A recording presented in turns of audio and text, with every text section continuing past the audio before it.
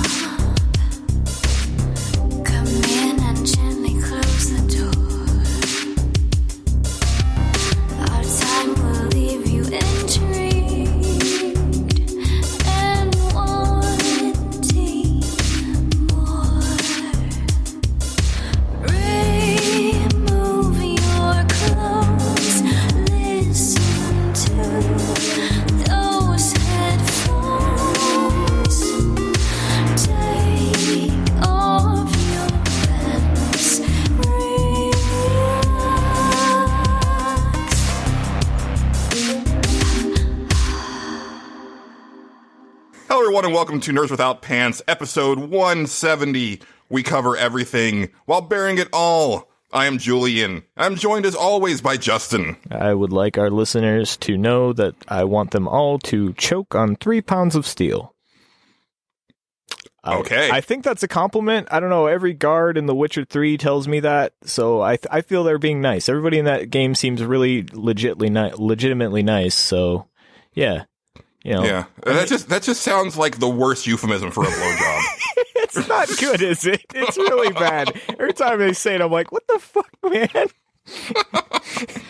We'll probably talk about some Witcher later on in this episode. That's gonna happen. I'm sorry in advance. Yes, but before we get into all that, yes, folks, after almost 8 years of this show being in existence, we finally have a goddamn theme song. Woohoo! And holy shit. Hope you guys like it because I'm in love with it. It's quite good. It's quite good. It comes to us from Megan McDuffee, who we had on for our music episode and who did the soundtrack for River City Girls, among other things. And I had asked her for something. I said I didn't want it to sound like a video game podcast. Right. And I wanted it to be sexy and sticky. And boy, oh boy, is this thing sticky. It's quite good. Oh man, I've been listening to it over and over, and it's been like stuck in my head, and it's so good. And you will also hear a couple interstitial tracks from her. Basically, we're trying to get away from, using like licensed music in a blatant disregard of fair use. I mean, I do it too. It happens. Yeah, I mean, it's not like we're trying to make money off of this thing. Yeah, I'm not trying to make money off of mine, but this one I feel has way more potential than my dumb little podcast, so. I don't know about that.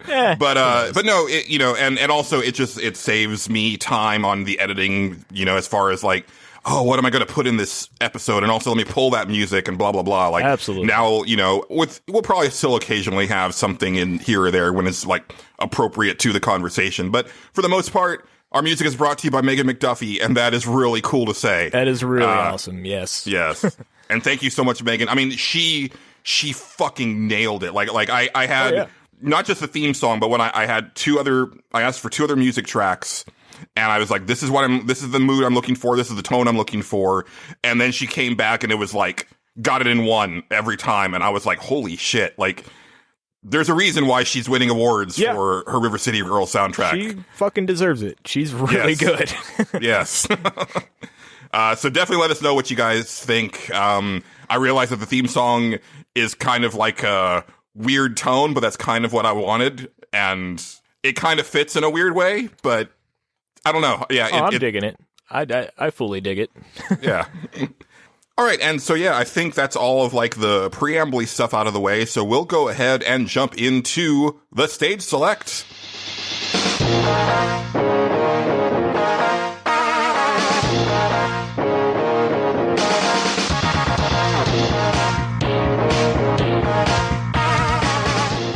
And yes, it is our first stage select of 2020, and it is my stage select. I wanted to know your top 3 games of the last decade, ranked from 3 to 1. No honorable mentions. This is for all the marbles kids. And I gotta say, like, before we even start, like, we're gonna have some fun with this because indeed we got some interesting entries, but then also, like, we've got some listeners with some very short memory spans. To be fair, I was going through lists and stuff, man, there was a lot of good games that came out the past couple of years. So, like, and I know mine are like are on the older side in reference to the decade, I guess. But like, I could definitely see how like a lot of stuff from like 2017 would be pretty good. And I don't know, man, there's a lot of good newer games. People were finding their stride in these past years of this generation, I guess. I think it's a couple things for me. One is, and we'll definitely talk about this in our State of the Generation episode at the end of the year, because we're going to be looking back at the, is it 8th generation? 8th generation. Something like that. But for me, this generation has definitely been a lot of good to great games, but not a lot of games like in the 7th generation where I still think about them to this day, if that makes sense. But then also and I don't know, this is a weird thing about me, and maybe I'm holding people to this weird bullshit standard that I have when I'm talking about this stuff. But like, I tend to like to stew on things before I'm willing to like add them. So like here's like a good example is if I hear somebody saying that the last 2 Star Wars movies, if they either say that they're the worst or the best of the series to them, I kind of like, I'm going to look at them kind of sideways, because it's like, in my mind, they're both just kind of mediocre. Right. And then, but also if I see somebody like, say that like this game that came out 2 months ago is like my favorite game of all time. Right. I'm like, are you sure about that? Or is this going to change in a little bit? Because like knee-jerk reaction, if you made me like, if you held me down and like told me to like list like 3 games from the last decade that are my favorites, Death Stranding would probably pop up in that 3. Right. But I don't think that it would pop up in that 3 after some time to think about it. Right. That's exactly what I'm getting at, really. I think if we did this exact stage select in like 5 years or something, a little bit down the road, right, there would be games from this later part that I would be like, oh yeah, that deserves to be on there. Like Disco Elysium, like crept up my list in the Game of the Year thing over a couple months, and I was like, exactly, that could easily have crept onto this top 3 like a couple years from now when I'm like, oh man, that game, I still think about it all the time, but I haven't had that time to really do that. Exactly. A lot of the games on my list are definitely games that I've had time to stew on, or just are games that I put ungodly amounts of time into. So, and I guess we'll just jump into it. Justin, did you want to go first? Did you want me to go first? I don't really have any preference. I don't either. I mean, I guess I can go first if you want. I don't mind. Okay, yeah, and again, we'll go from 3 to 1. We'll do the count up or count down, however you want to word it. Some people did it in the opposite order, and I think those people are weird, but that's fine. Because it's just confusing. It's a count. It is. I have a whole thing about internet lists. You go 3 to 1. It's a whole thing. But anyway, so my number 3 that I picked is Elder Scrolls V Skyrim, because I put a lot of fucking hours into that game. So I had to think long and hard about it, and I was at first kind of like, I don't know if it should be here, but at the same time, I was like, man, my personal experience with that, with the modding and stuff like that, kind of puts it on there for me. Like, I will say vanilla Skyrim is by no means perfect and is probably inferior to the previous 2 Skyrims, or not Skyrims. I just call them Skyrims now. The Elder Scrolls games like Morrowind. I mean, I think everybody is. Like, I honestly think that when the next Elder Scrolls comes out, people are going to be calling it the next Skyrim. Yeah. But yeah, like, I've played through that game like at least twice, just like main story, and I will say like the storyline is like really not really that great. It's fine, but it's not that good. But I don't know, like I said, for me, this game really gets on my list because of like just everything around it, like the modding community and just like how much time I spent just like, okay, I want to put this in the game and doing this stuff. And that, even with that, even just base game, I did spend a lot of time just playing through the base game and just having fun, just roaming around the dumb open world and doing my own stuff and just like, oh, I'm this guy and he's this character and doing this thing. And it was fun to me. But like, once you like start throwing in those little add-ons and like I think I've told this story on here before, but like I spent like an entire like day and night just like modding the perfect game to where I could just be a blacksmith and make weapons. And then I was like, I'm gonna travel from town to town and I'm gonna sell my weapons to people. And I'll fight things on the roads, but that's all I'm gonna do. And I'll never engage in any of the main game at all. And like, that's the type of stuff I do. You fulfilled the dream of True Fantasy Live Online that canceled Xbox original Xbox MMO, where that was one of the things was that like players could play as like shopkeepers if they wanted to. Yeah, exactly. That's the type of stuff I wanted to do, but I don't want to play with other actual people. I just want to do it with the CPUs. And like, luckily a lot of people on the internet are like me apparently, so they just have weird ideas like that. But like, I don't know, man. See, I just want to have the sluttiest Skyrim. Like I want the cleanest faces and the biggest tits. And you can you can easily do that. Like, yes. No doubt about it. You can sit there and do that. And I mean, trust me, there's plenty of mods that'll let you do that, man. But like, I actually bought an Xbox One for the first time because they came out with console mods. I was like, oh, mods are always this thing I wanted to try on Skyrim. I wonder like how that all works. And actually, like the first time I tried them was on Fallout 4, but and then that was in waiting for Special Edition to come out. And then once Special Edition came out, I started playing Skyrim again. I remember I played through that. That was like the second time I actually just sat down and like, I'm going to do everything in the game and just have the ultimate game. But like, I love sitting down and just breaking that game and just the amount of time I spent modding that stupid thing and like making it my own perfect game and just like, this playthrough, let's see, I never even like would do full playthroughs after a certain point. I would just play it to where I was like, okay, well, this character has done everything they're going to do and that's it. Like their story is over and it's time to move on to the next one. Like I would make like a cool sorceress chick who was like omnipotent and I'd give them all the like most powerful magic and just all this stuff. And I was like, well, they go into these places and they just solve all the problems because they're way too powerful, but it's way fun. Like just cast like, there's this one mod that just adds a ton of magic to the game, and there's this one spell where you just rise into the air and launch meteors at people, and I was like, this is the coolest thing ever. Like, I love this.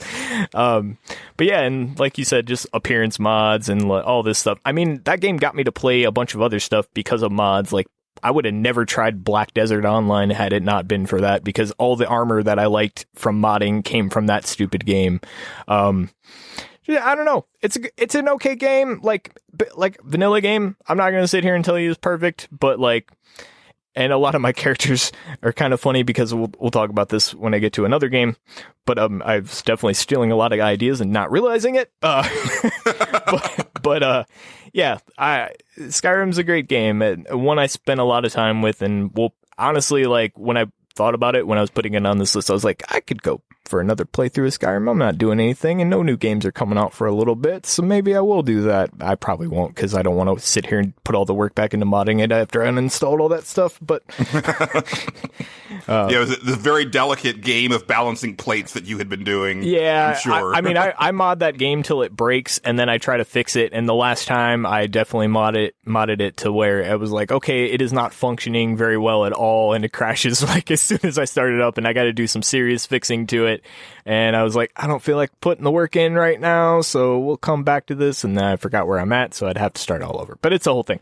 But yeah, that's why it's on my list, because of those reasons and basically the community around it and all that stuff. And that's what I think it deserves a spot on my list. Like I said, vanilla-based games, not all the greatest. It does have some fun quest lines. They're definitely, like, I like the Thieves Guild quest line, I remember. I love some of, like, the mystery solving that the game doesn't outright tell you. Like, there's a little town called Rorikstead that is like basically basically it's under some sort of weird occult thing, but the game never tells you any of that, and like it's just people on the internet have just figured it out through sheer detective work of like, oh, this item is in this spot and this is what this means. There's some really good videos on it. Yeah. And I find that stuff fascinating, and they do a lot of stuff in that game like that. So it's cool. And like, I think also another thing that, and this is kind of like, it's a criticism of the game where it's like the most generic world that Elder Scrolls has for the most part, because it's just generic ass fantasy. Like, it is generic as it gets, but at the same time that kind of helps it when it comes to modding, because now you have this generic fantasy world that you can kind of do anything with. So it does help to me in that aspect, because if you had a more unique atmosphere, I feel like you're kind of a little bit more narrowed in, like, if you want to be lore friendly in this space, in this spot, you can like kind of, I don't know, a portal opened here and now we have this weird shit and this anime girl's in the games now. Don't question it. It's fine. I don't know. I've definitely made that playthrough where I was like, no, this is like a modern day girl and she's just lost in Skyrim. A portal opened. We don't know how it happened. She's just stuck in there and she's going to fight people with sticks. I don't know. I've definitely done that before. But yeah, that's why it's on my list. I like it a lot. Yeah, no, I think that's very valid. I mean, obviously, I have had a lot of issues trying to get into Bethesda RPGs. The Skyrim Special Edition is still on my Xbox hard drive, and I do hover over it sometimes where I'm like, maybe? Like, I think I've put like 3 or 4 hours into this one. And like the furthest I've gotten into a Bethesda game has been, I think I put 17 hours into Oblivion.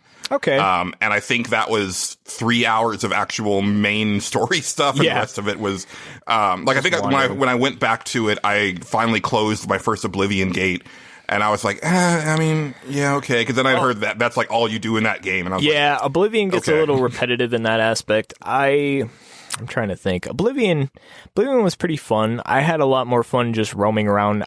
Again, Bethesda, like when it comes to the Elder Scrolls games, especially, I always find their main story to be a little bit dull. In all honesty, like the Oblivion storyline, I was always just kind of like, I just don't. Why? Because then once the Oblivion gates open, it's just a whole fucking thing. Like Skyrim is a little bit better because like all that happens is like you unleash dragons, and now occasionally a dragon will attack you. And the dragon attacks, like for the time when they came out, were really cool.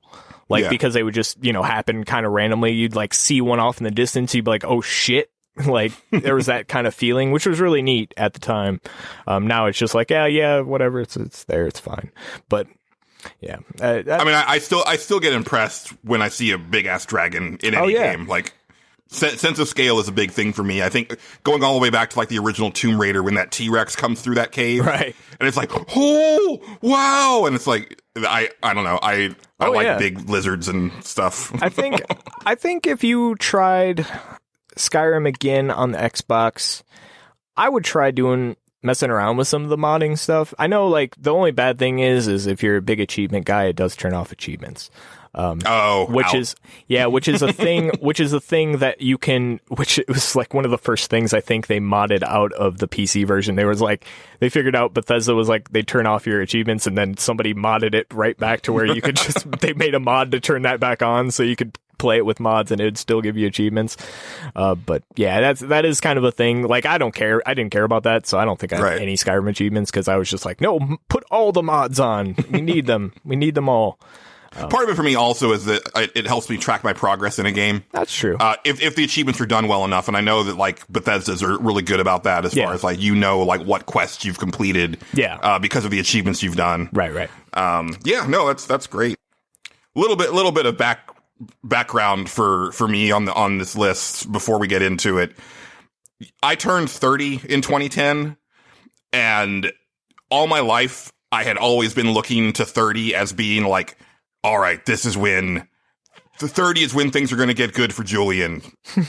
I was very mature for my age through school and everything, and I had a real hard time connecting with my peers, and that also went with girls. I ended up falling in love with a woman 10 years older than me when I was like in my late teens, early 20s type of thing.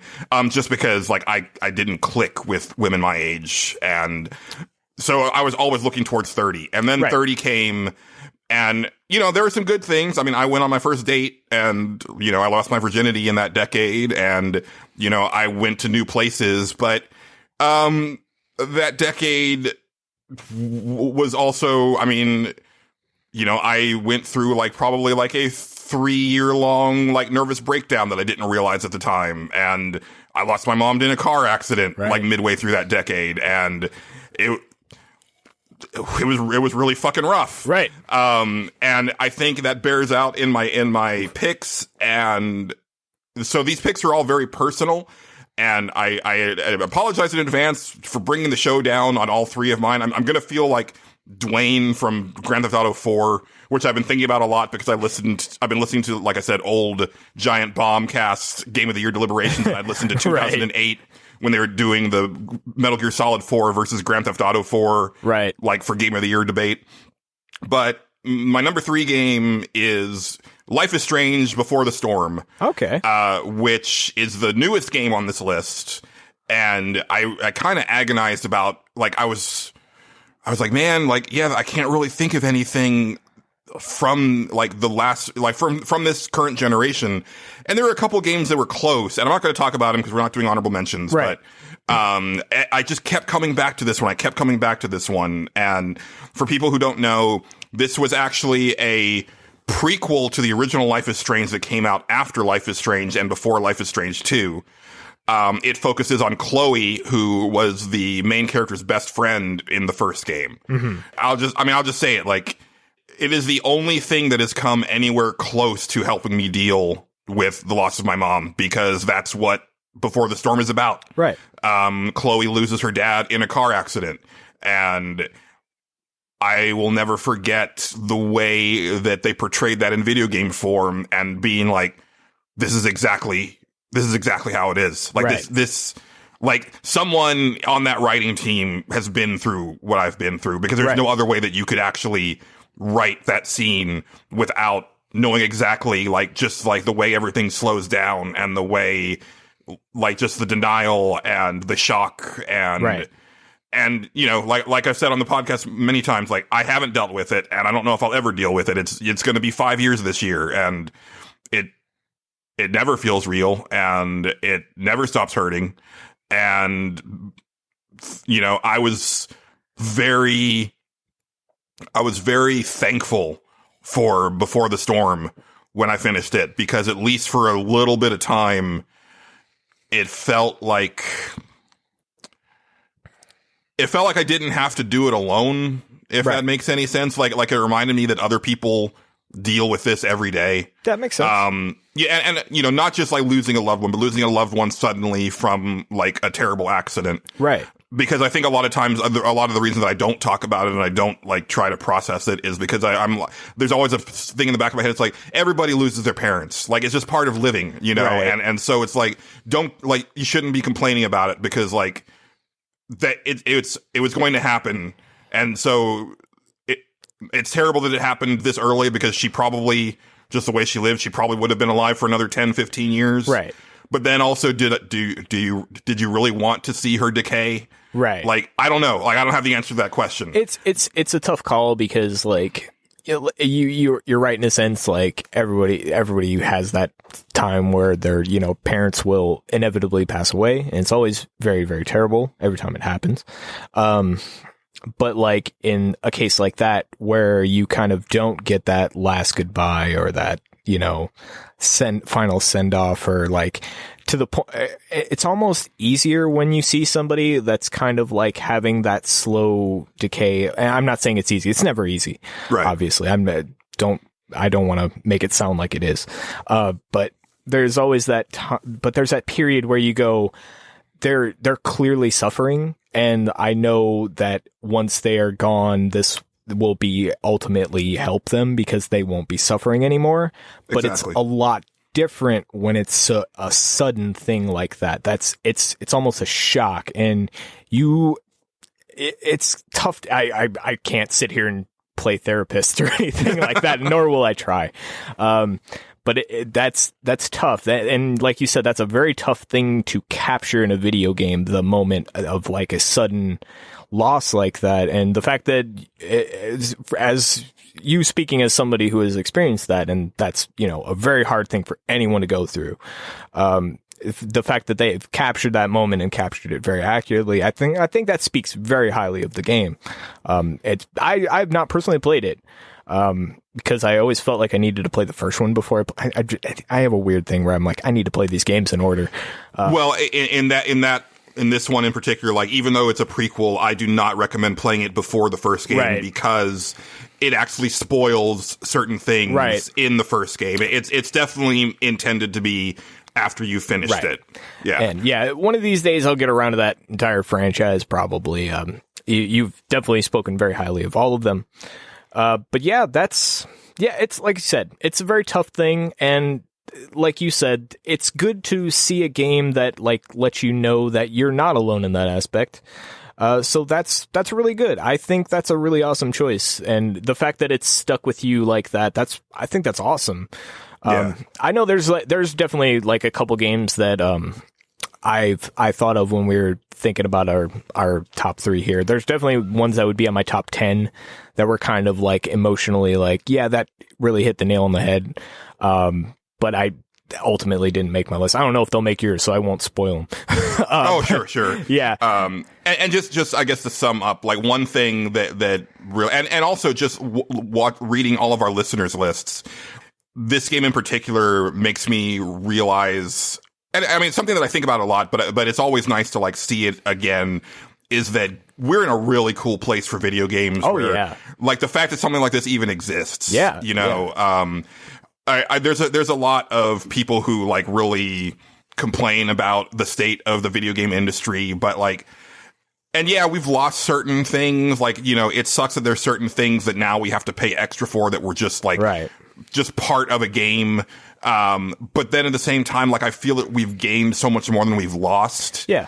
Just in terms of depth and breadth of game selection, and the fact that, like, I'm definitely a person who doesn't believe that all video games are art, but I do believe that video games have now become an art form. Yes, absolutely. And I think that's a really cool thing. Like, I would not have called video games an art form in the early days, even when Electronic Arts was coming out saying we're electronic artists. Like, it's like, yeah, but I mean, are you though? But essentially, you're just going from left to right and shooting people or whatever. Exactly. Yeah, it's not quite the same. I know, there is some like, big story, grand stories like your Final Fantasies and stuff like that. But but yeah, you're absolutely right. We are in a good spot with video games nowadays. Like, there are, for every like, Call of Duty Black Ops or whatever, there's also like a, I'm just going to say that. Kentucky Route Zero. Kentucky Route Zero. Yeah, there's a Kentucky Route there. That's not on my list, and it's not even in this decade. Well, kind of it was. That game's weird.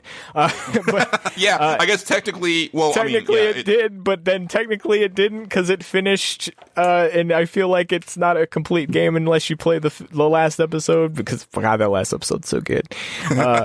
Took me everything to not put music from that on clickbait, like everything. I was like, no, you can't do it because it's a spoiler.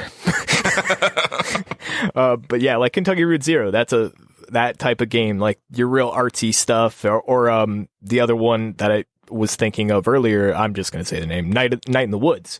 Like, that game. Oh, yeah. Yeah. Mm-hmm. That was one I was considering for a while. Yeah. Because of just like, there's a line in that game that is always stuck with me. It's right at the end. And yeah. I mean, I think that I had, when we talked about like our video game spirit animals, I said that May from Night in the Woods is mine, because she's kind of a shitbag, but she's a really loyal friend. And it's like, that's kind of me. Like if I really examine myself, like I'm not a great person. Yeah. But if you're my friend, like I will do almost anything for you. Right. Yeah. No, May is a fantastic character. I think my only problem with Night in the Woods is, Not the story at all. I love everything in the story. I love all the characters. I love all the little interactions. I hated the stupid dream sequences. That's always the part I remember about that game. I don't like them because the platforming in that game is so not important to me. And like those parts just like are this weird like thing. Okay, I'm not going to get into my criticisms of Night of the Woods Not Your Now. Now is not the time. Anyway. No, now is the time for your number 2. Okay. Anyways, Before the Storm, that's an excellent pick. I really think that's cool. Thank you. All right. Well, my number 2 is going to be not very an emotional thing, I don't think, because I've forgotten a lot of this game, but I know I really, really love it. And it's an older one. It's been 10 years since I played it because it came out that long ago, and a lot of other people picked it too. So it's Mass Effect 2. Excellent. Yeah, I really like Mass Effect 2. Now, I may need help here because I've forgotten a lot. I actually looked up like a story synopsis to be like, okay, let me like kind of remind myself before I go on and talk about Mass Effect 2. Ask me anything. I am I know. Mass Effect. Well, for the first 2 games, I know extremely well. The third game, I've only played once. Right. Yeah, I played through the second one twice, but there's a lot of like it's more like the little like character stuff that I've forgotten about, but I know is really good. It's always stuck with me that I'm like, I know that stuff is really, really good. And I've always kind of like, so I will say Mass Effect 1 is probably like my favorite of the games because it kind of set up this new world and all this stuff. And like, I love how it plays and how you can stop everything. And there's a lot of things I enjoy about the first one, but I've always kind of in my brain had it that I like the writing in Mass Effect 2 a lot better. I'm not 100% sure. I'd have to go back and play them both like side by side to be like, okay, yeah, no, that clearly that one's better. But I always remember liking, I love the Elusive Man thing. I love that whole setup of like, we're trying to make humans the big deal in the galaxy and they're not that good or whatever. And I got cool glowy eyes and I'm Martin Sheen. I thought that was pretty cool. Yeah, like I just remember I remember loving Thane as a character. I thought he was really good. Jack was like awesome. I remember her being great. But yeah, I just remember so much of that game like being really like weighty and cool, like just character wise. But I could be super wrong, but I always remember the writing in Mass Effect 2 being excellent. Like just you hit the nail on the head. Okay. Yeah, and it again. You know, like I've been thinking about it a lot recently because I literally have just been listening to Giant Bomb's 2010 Game of the Year stuff, so they've been talking about it a lot, and it made me. I mean, again, I've got this game like very locked down in my brain. I'm glad because I think the story is good. Mm-hmm. But it is very much a game about the characters and the characters that you recruit, and you know, because it is basically just like you're trying to assemble this like ragtag. It's basically like Space Avengers because it's like these very different characters that on paper should not get along, but they're all very talented at what they do, and you need every single one of them in order to succeed. That's basically what the Avengers are. They're. Like, that was the whole concept of them, is that they weren't supposed to be this cohesive team. Like, they all have these big personalities and they don't necessarily get along with each other all the time. Right. And all that stuff is great. I mean, cause I'm like you, I like Mass Effect 1 more, and Mass Effect 2 was almost on this list, but it didn't make it simply because of all of the gameplay stuff that was removed. Right. To make this game quote unquote better.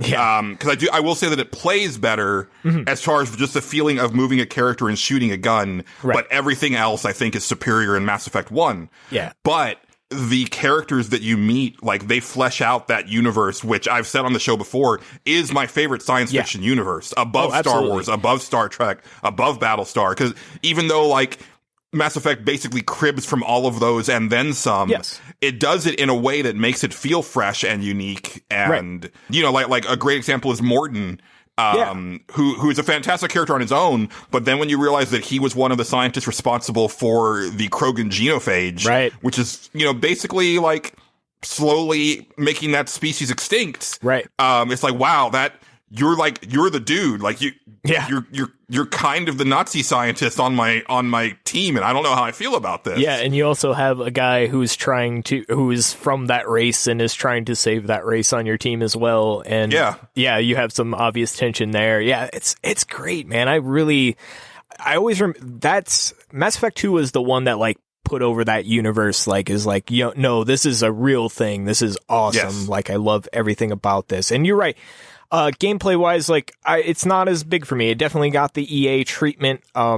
Big time. Yeah, big time. Like it definitely did. You can just look at the abilities list on the status screen, compare 1 to 2, and it's like, it's literally like a third of the items that you can put points into. Right. And then, of course, like taking out all of the inventory, because they were like, oh, well, people complained about the inventory management, so we just removed it. It's like, no, that wasn't the lesson to take away, guys. Like, we just wanted it to work better. Yeah, well, that's EA for you. But yeah, like I said, writing's a big thing for me, and that was a big, strong part of that game, and I love all the crew stuff. And I know here's the thing, like, I forget a lot about that game, and like, as soon as you mention it, like the Morden thing, I'm like, oh yeah, of course, I remember that. It instantly comes flooding back, just like another game that we'll get to in a little bit.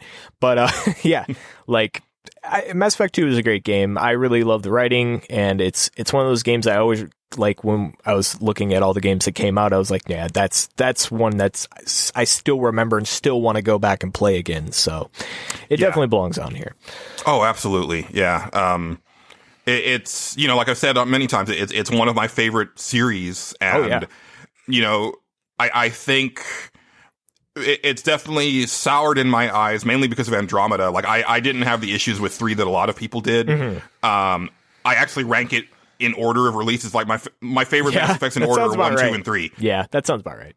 Yeah, it's just really damn good. And then like the fact that the suicide mission, is so good. Yeah, that one of the most amazing sequences in a game, because part of it is like because it was taxing the system a little bit. I would like to be able to play this on like maybe in like the Xbox Series X, where like the loading times aren't an issue anymore. Yeah. Because you can definitely see the game like chugging in the background, trying to be like, wait, what did you do here? What do we need to load as far as like this next thing? And it's like kind of breaking up. But at the same time, it's like, shit, I could have lost somebody right there. Like, I can totally tell that, like, if I hadn't done this one thing, someone would have eaten it right there. Like, as soon as I jumped into space right here. Like, that's amazing. I've definitely told the story on here where I, like, totally fucked that part up my first playthrough, and then was like, no, we got to do it all over again. I'll beat it, but we're doing this over again and doing it right this time, because we fucked up.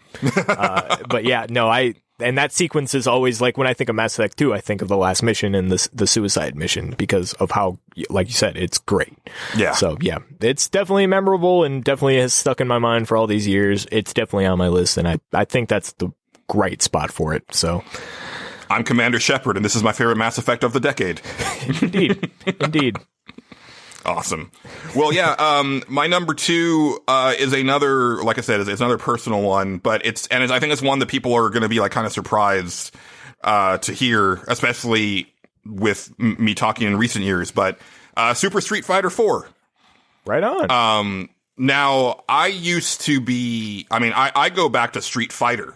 I remember playing like that original Street Fighter cabinet that had the 2 large buttons that you had to like press really hard. You had to press the button really hard, and that's every one of them was broke after a while or whatever. Yeah. And it didn't really, that one didn't leave much of a mark, but Street Fighter 2, I think I've mentioned before that like I'm really happy that I grew up in the time that I grew up, because I got to be there for like the height. Well, I don't know if you would call it the height, because, there's definitely like the beginning of the arcades, but I would say maybe maybe you would call it like the silver age of like arcades, with the fighting game boom and everything. And yeah, Street Fighter was always like a big thing for me. And the thing is that I would always play Street Fighter 2 with my cousin David, and we used to play, we're talking every version of it, just like hundreds of hours and countless matches.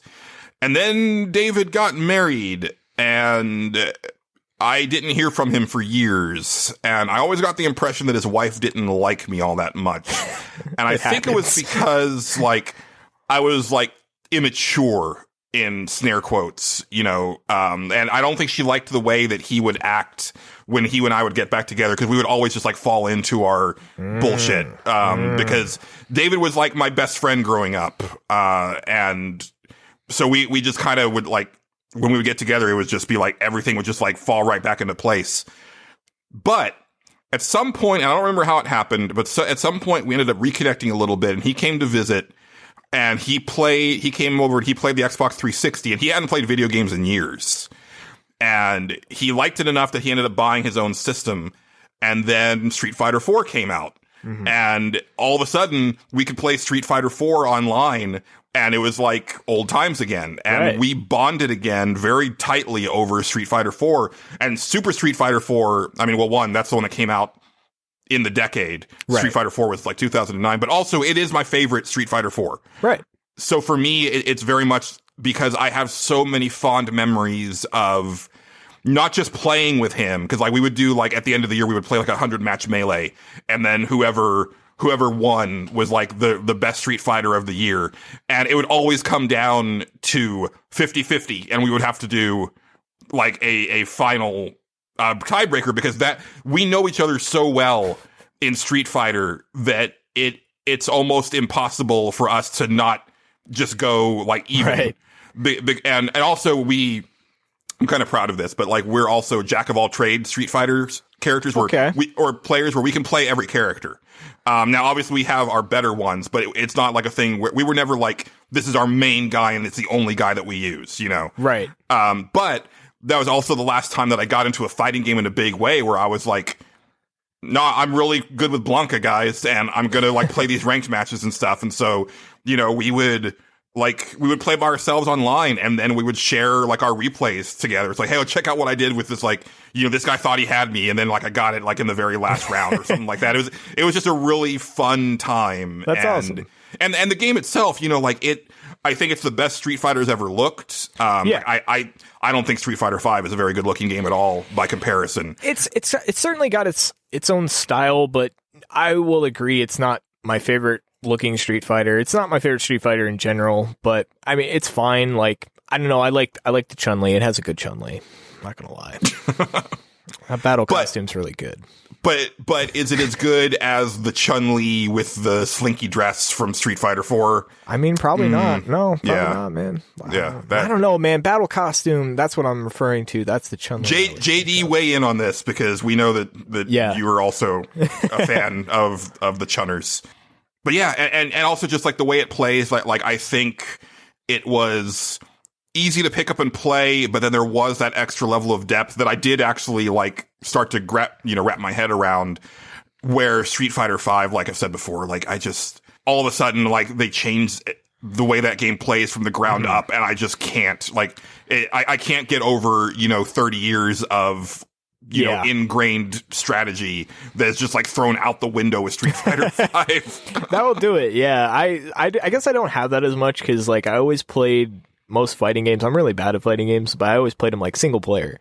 Sure. So like Street Fighter 4, like the edition you're talking about is actually the one I had of Street Fighter 4, because I kind of waited until that one came out because I had more characters, if I remember correctly. Oh yeah. Because I mean that's the one that Juri is one of my favorite characters in that game, and she was added for Super Street Fighter. Exactly. So I remember picking that up, and so it doesn't stick with me quite as much as you, because I didn't have the internet and I just played it single player, and I loved it. I liked the game a lot, but at the same time I was kind of like over it in like a week or so. Like it was just kind of, which is mostly how I play fighting games, is like I'll play them, and then usually I'm like, unless I'm going to do the online become competitive type thing, I'm over it in like a week. I've unlocked everything or done the story mode or whatever there is to do in it, and I'm kind of done with it. And that's kind of how I was with that game. I think I beat arcade or the main mode or whatever that you go through and fight Seth at the end.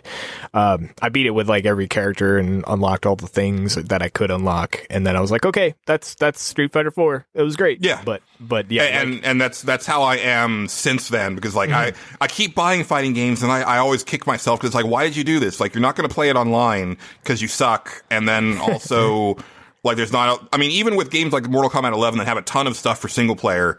Well, I mean, on that one, it's more just because I didn't like that game very much. Yeah, that was my thing with that game. I just don't like the way it plays at all. Yeah. But other people do, apparently. But yeah, no, I'm with you.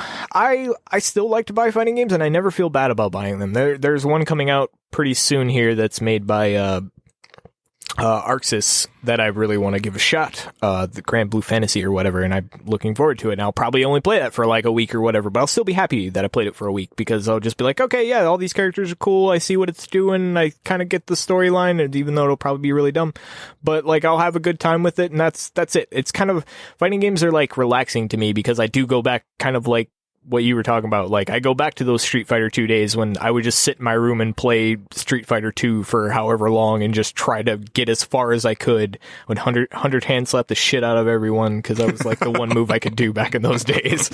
But yeah, that it takes me back to a simpler time, and I like to hit the buttons and make the people punch the other people in the face, so it makes me feel good. Yes.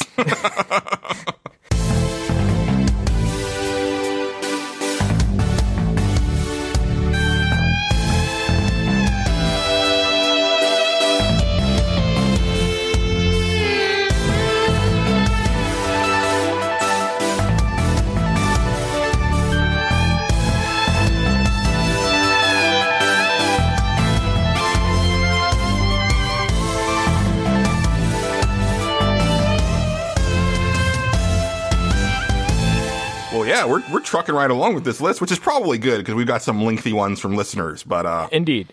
Let's lay on your number one, which I'm pretty sure I know what it is now, and I'm shocked that it isn't what I thought it was. What did you think it was? Just out of curiosity, dude. I thought for sure it was going to be The Sims 4, and we had talked about this before, like after we recorded last episode, and you said you weren't like you just I was thinking probably about weren't going to, but. Because you said like you didn't like it without the mods, but I was like, well, yeah, but that's your experience with the game, right? And here's the thing about The Sims 4 is like it's a good take your mind off of things kind of game, but it doesn't really kind of make my list because ultimately what ends up happening is I just like play it like I do the same things over and over again. It's just like this weird routine, and like. I feel like that game needs a little bit more, even like with mods, like you kind of go, this needs something. I don't know. And like, I don't know. It's missing something for me that just isn't quite there. And mods do make it a lot better and a lot more fun. But like, I don't know, like all the expansions and stuff are really cool and they're kind of fun. Some of them are kind of shitty too. Like Jungle Adventure, nobody fucking wants that shit. It's terrible. But like, yeah, I thought about it, but like, and like it's one of those games where I kind of just turn my brain off and play sometimes, but at the same time, like I just end up doing the same loops over and over again, and it's kind of boring when I think back to it. That's kind of where like it was either Skyrim or Sims 4, and I decided on Skyrim because I had I modded Skyrim probably as much as I modded Sims 4. Like, well, maybe not as many mods because I have like 15,000 in the Sims 4 because the game just allows you for that many. Yeah. But like where you can only put like 250 plugins in a Skyrim modding thing. Okay, that's way too much detail. But anyway, I went Skyrim over that because like just wandering around is a lot more fun, and there's a lot more to that game than there is in The Sims.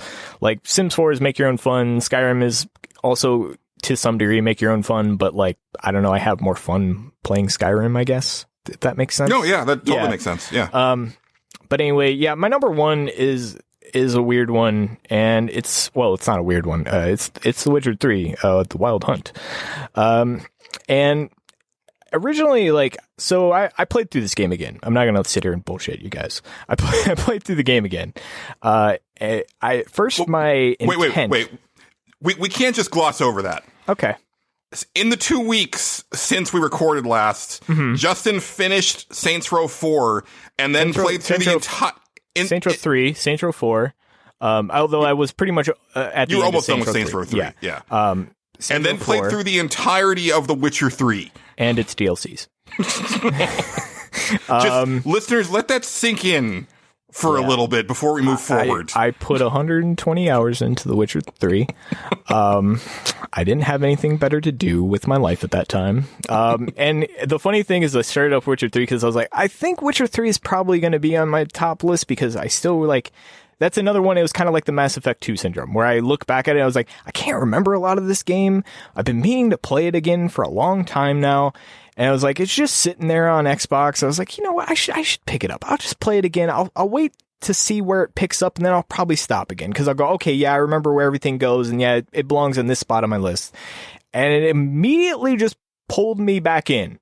like immediately, because I was like, oh yeah, where does this quest line go? I forgot. I have to remember. I was like, and then slowly I started putting the puzzles together. But the thing about that game is, as I was playing through it, I realized that I mistake Witcher 3 stuff for a lot of other games, and I go, what's that great scene where that one thing happens and you meet the guy at the place, and then you get into this like mansion through the underground thing, and you go up and you fight the guy, and then you get up there and then something happens. It's really cool. What game was that? And I started playing through the Witcher 3. I was like, oh yeah, this is the thing that's been in my head. That kept happening like over and over again. I was like, oh my God, have mixed this game up with so many other games. I just was like, man, there's a really great game I played, and I can't remember which one it was, but it had this one scene. It was so many times where I was just like, oh yeah, that's where that memory comes from. It's The Witcher 3.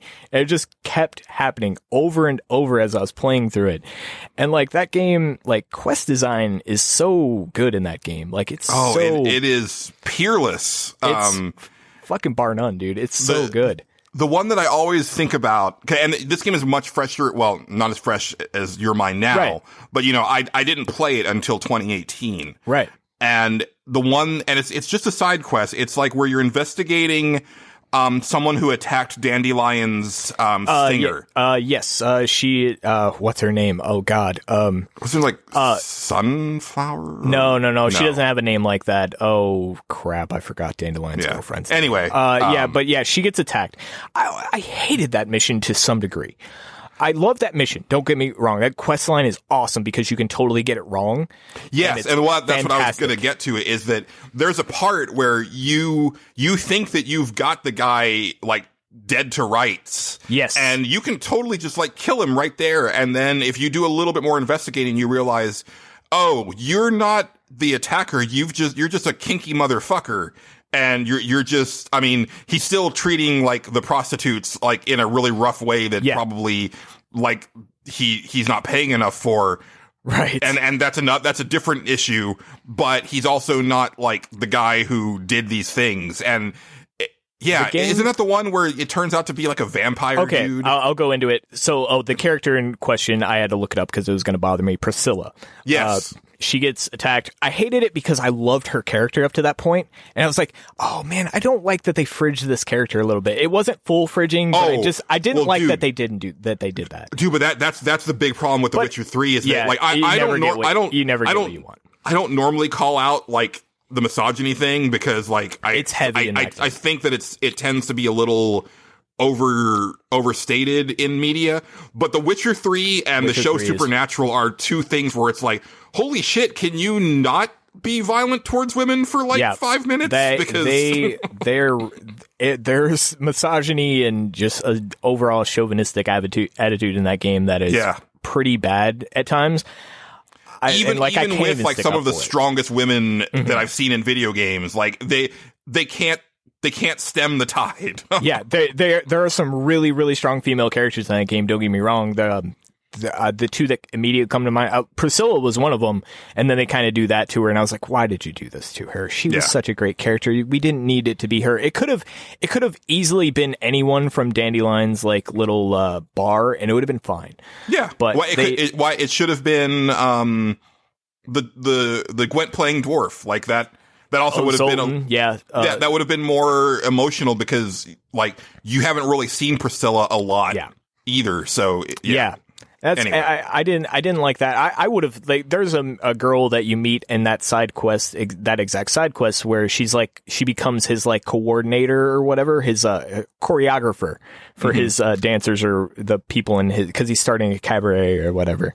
And I'm like, why couldn't it have just been her? Like it would have been fine. Like I guess you don't have the same emotional attachment. I don't know. It's tough. But there are some strong female characters. I think Priscilla was pretty strong, like up till that point, and then they kind of fuck her over. Ceres is really, really strong. Ceres is, if you don't remember her, Julian, she is the girl that is in the Skellige Isles, who's like the daughter of... hell yeah. She's fucking great.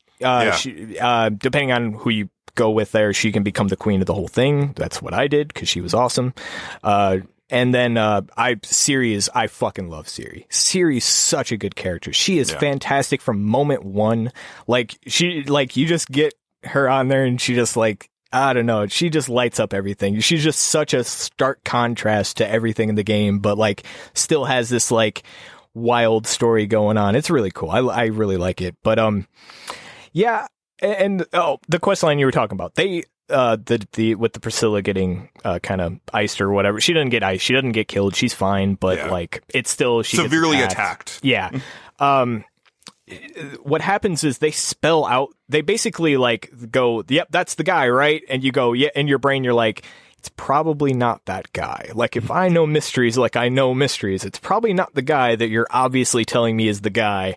But then then you get to the point where it's like, "Yep, nope, it was the guy." And then you're like, "Is it though? I don't know." And you can totally fuck up and be like, "Okay, yeah, no, it was him. I guess that was a pretty obvious quest." And you're right. It turns out to be the morgue guy that's helping you along the way. He turns out to be a master vampire, and you fight him in a little warehouse or whatever. And that's a great little quest line. There's a lot of like variables in that game as to where like endings go, and a lot of like choices you can make that seem insignificant. It's really cool, man.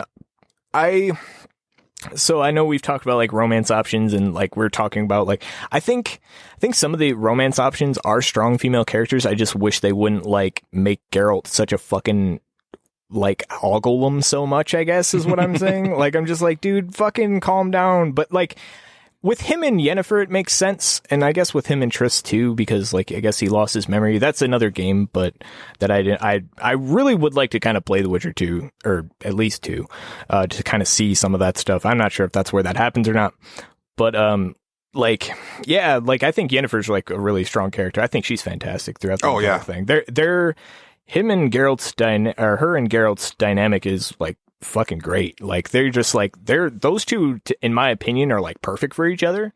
Yeah, when I was playing the game, like I didn't get any chemistry between him and Triss whatsoever, so I just went all Yennefer. I mean, beyond the fact that like just like visually Yennefer is like everything that I would ever want. She's but also just like the personality and just like the way that they like there is definitely like a synergy between those characters. It was like electric, where the stuff with Triss, I was like, maybe I would feel like stronger towards her if I had played The Witcher 2. Yeah. But just having this one game to examine, it's like, no, it's Yennefer all the way. Like, why would you choose anything else? The one thing I will say is if you only play 3, which is what I did, the way it's set up is basically you get a very short time with Yennefer, so you don't really get to know her that well. And then they give you a whole like story arc with Triss. If you play it in like the order where it's intended, because the way the levels are set up, so you go to Velen or do all the crone stuff, which is pretty good. That's the whole Bloody Baron thing. That guy's a fucking piece of shit. But it's weird. Like you have to deal. The Witcher 3 is like just not a happy world ever. Like it's the most dark shit. But anyway, but yeah, you do all that stuff. Then you get a whole quest line with Triss, so you kind of get to learn more about her. And in the end of that quest, like you really feel bad about having to turn her down, because like I didn't. I did, and it's not because of how Geralt would feel about it. It's because I feel bad about making her feel bad, because she's very clearly in love with him. Yeah. And I'm like, I feel bad about having to do this, but man, we can't. In my first game, I didn't turn her down. I fucked that up real bad. I didn't turn anybody down. I got the real bad ending for that, which was pretty funny, actually. The best part for me about the Triss thing is the fact that Dijkstra, who is this like hard ass. Oh, Dijkstra. He's so trying to like get you two together, and he's like genuinely disappointed when you turn her down. He is pissed at the end of that, dude. He makes you feel even worse at the end. He's like, you didn't even fucking try. I'm like, dude, you don't know what's going on here. Leave me alone, man. But yeah, I felt bad that I had to put my sword through his head. I didn't feel bad about that shit at all. Fuck that guy. He was a dick the entire time, because you go back later on in the game to ask him to help with Kaer Morhen, and he's like, nah, fuck you, bitch. And I was like, all right, bitch, fuck you too, man. Well, there was a lot more depth to that character. He was like, interesting than met the eye when you first got to him, and I thought that was really cool, because like when you start helping him, it's like, oh, okay, like you're not what I thought you were, and then the whole stuff with Triss, I was like, oh, you're also a big softy, right? And I'm gonna help you overthrow this king, and then I guess I have to murder you now. I don't know. He got pissed at me. Well, you don't have to. You can actually turn. Well, the way my game turned out, yeah. You can turn on the two guys and kill them, and then Dijkstra takes over as king of the Redanian Empire or whatever. Oh, that's cool. Yeah. That's the thing I learned over the course of playing again. But yeah, there's a lot of little decisions like that you can do, and you have to. It never ends up quite well or what you think it is, and sometimes it does. And I love all the like detective work before each mission. That's what always like kept me going every time. Is like, oh, all right, I got to go investigate this thing and figure out what kind of monster it is, and then I got to track him down. It has this like cool detective feel. And there's like a quest I totally missed my first playthrough that seemed like pretty important and seemed like the game wanted me to do it. And it was one where like I met just this random old lady on the side of the road in some town, and she's like, hey, I need you to go back to my house because my house has some ghosts or something in it, and I need you to clear them out because I want to move back in there. And I was like, all right, sure, whatever. So you go back there, and then you find out it's all booby trapped and stuff. And right. Yeah, that whole thing. That was fantastic. I totally missed that my first time. Wow, yeah. Yeah, and I was like, oh shit, man, this is a huge thing that I just totally missed my first playthrough because I was just skipping around a lot.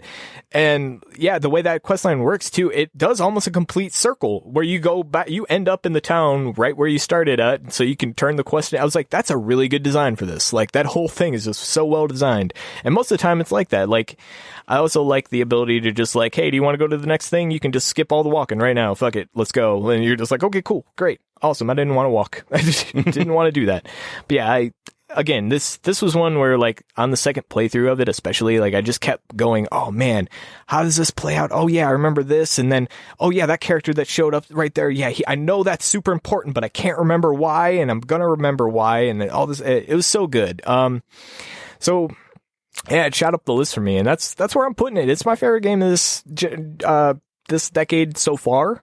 Mm-hmm. Suck at Square Roots. I had to add that because they're judging everyone that put it on their list. You're safe here. You're fine with us. Yes.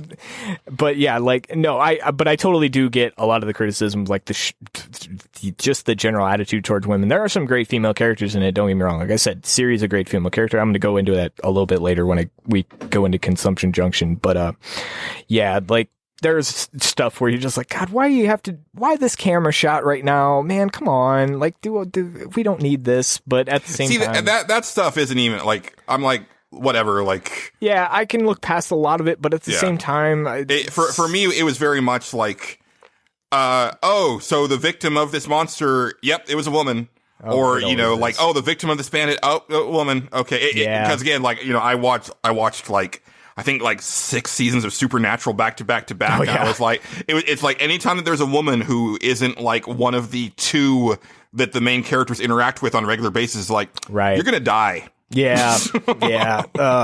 I don't like that sort of thing, but yeah, it still makes my list. It's still on top. I still liked it.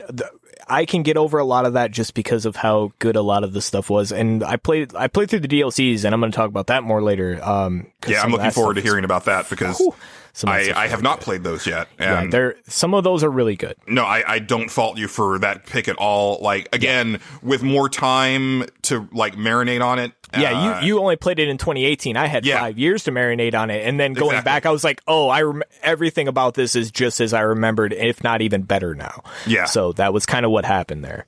Yeah. I did not expect to get sucked in like I did. And honestly, like our conversation last episode about Horizon almost put it on this list. Yeah.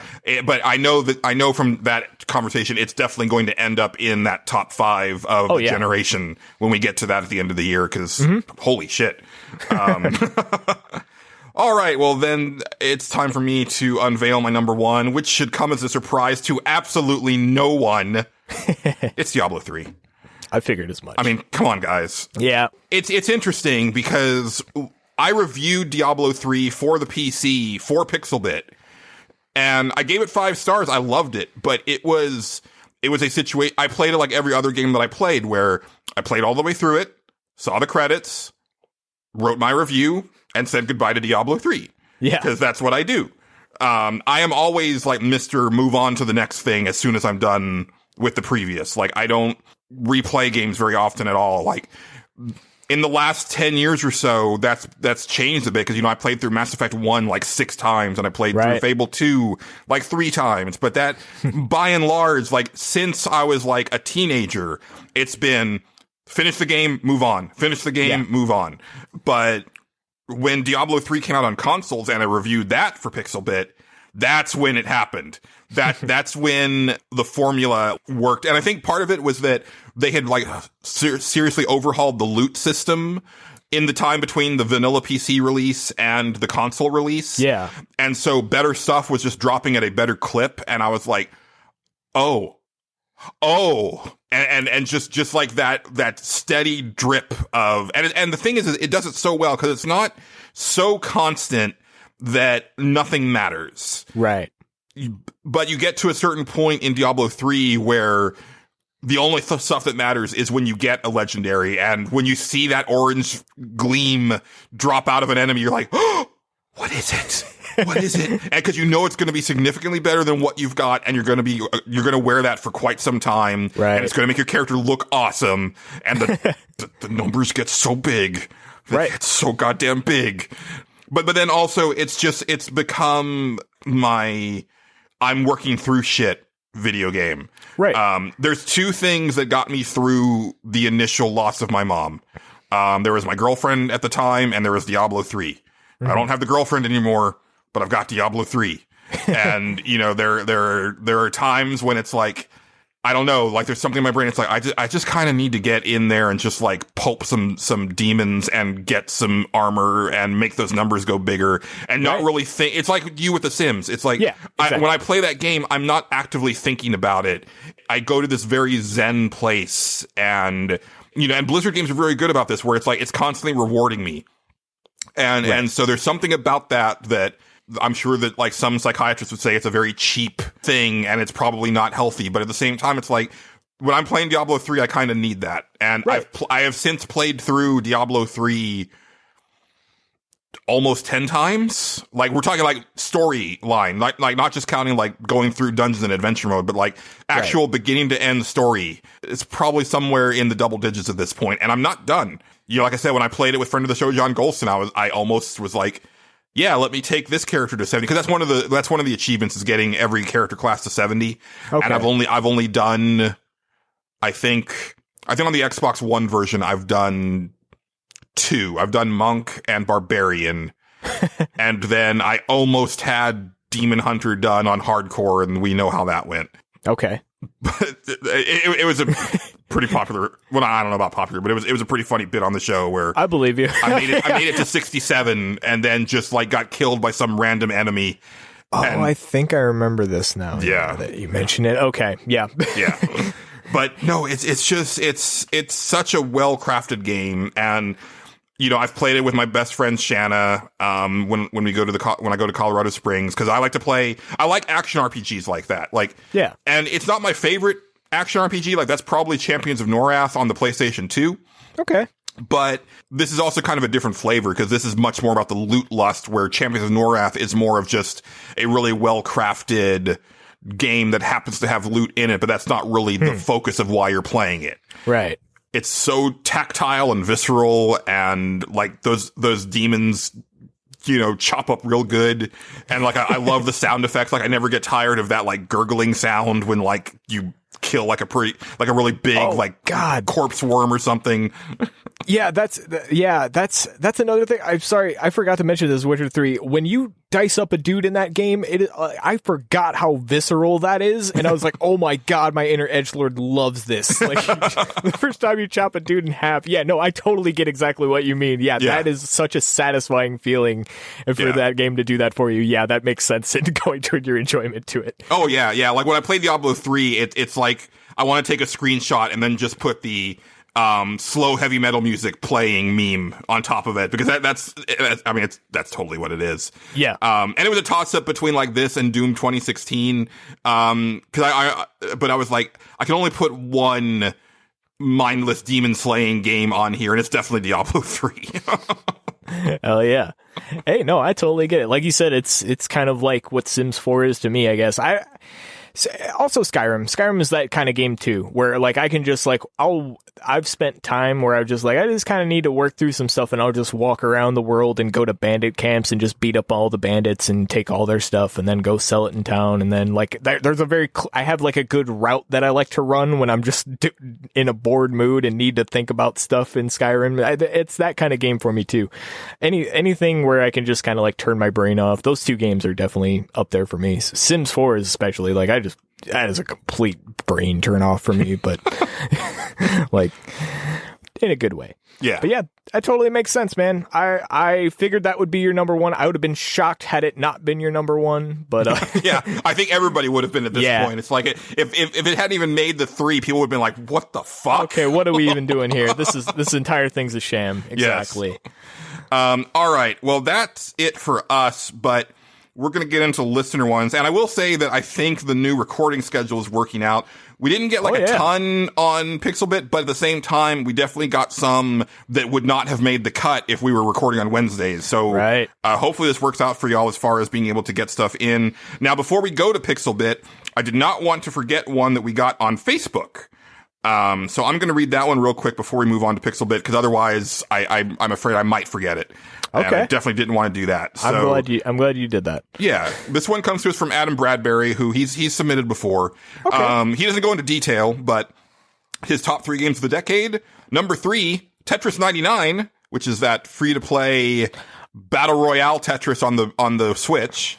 Yeah, that's intense. Yeah, I am probably bad at Tetris, or at least not at the level where I feel like I would be any good at fighting 99 people at it. But yeah, it's such a cool concept though. That is such an awesome thing when they put that out. So yeah, I totally get why you would have that on your list. That totally makes sense. When I saw it, I was like, really, a Tetris game? But then Tetris is going to come up again. It is. And I guess I just, for me, it's like, puzzle games are like, they're such a like disposable thing that I don't really like, but I don't put the time into them also. I think also it might be another thing like you have with Diablo 4, I have with Sims 4, or Diablo 3, I'm sorry, where it's one of those games where people turn their brain off because it's Tetris, and they know exactly what to do, and they know how to put the blocks and make the bars go away, and they don't think about stuff, and it's relaxing to them. So that makes sense, Definitely. And as number 2, I think it's kind of in the same league, Rocket League, which I'm really happy that game found the success that it did, because that came out as like one of the first like high profile free to play games on PSN. Right. And I was like, oh, well, but it sucks that like all of its downloads came from it being free, but it didn't matter. It didn't matter. It took off. I mean, it had it had this, like the mobile game kind of thing where you start out free to play, but all your money is made through your, microtransactions or whatever. I don't know how Rocket League works. Oh, no. Rocket League is a paid game. Is it a paid game now? But it's just that it got such a huge groundswell in that month that it was free that it became this massive hit. And I was like, good for you guys. Like, cause it's a fantastic little game. Man, I suck at it, but it's a lot of fun. You're right. Yeah, you're right. I totally got that wrong. Let me correct myself, because when that happened, my sister, who is on Clickbait Update and is not a gamer, very clearly not a gamer, she is the one that was like, hey, I started playing this game because they had a PlayStation 4 at the time. I started playing this game called Rocket League because it was like free, and we downloaded it, and I really like it, and you should play it with me. And I played it with her like once. I was like, I don't really get into this, but it's really interesting and kind of fun. Like me and her got our asses kicked because we both sucked at it. I think that always plays a role in my enjoyment of a game. Of like, I suck at this and everybody else seems really good. So, but yeah, like that's cool, man. I'm with you. I think that's awesome that game is grown in as much popularity as it has, and has like esports stuff going on for it and all sorts of good stuff. So that's a good pick. I like it. If they're enjoying it, that's awesome. Yeah. And Adam Bradbury's number 1 is Legend of Zelda Breath of the Wild, which I'm not going to comment about here because it's going to come up a lot. Yes, and so I will reserve my comment for one of the beefier comments. All right, that sounds like a plan. We'll both reserve our comments then. And I'll go ahead and read San Andreas's, Justin, and then over at Pixelbit, and then we'll go from there. All right, sounds good. San Andreas went pretty deep on these. So San Andreas's number 3 is Fire Emblem 3 Houses.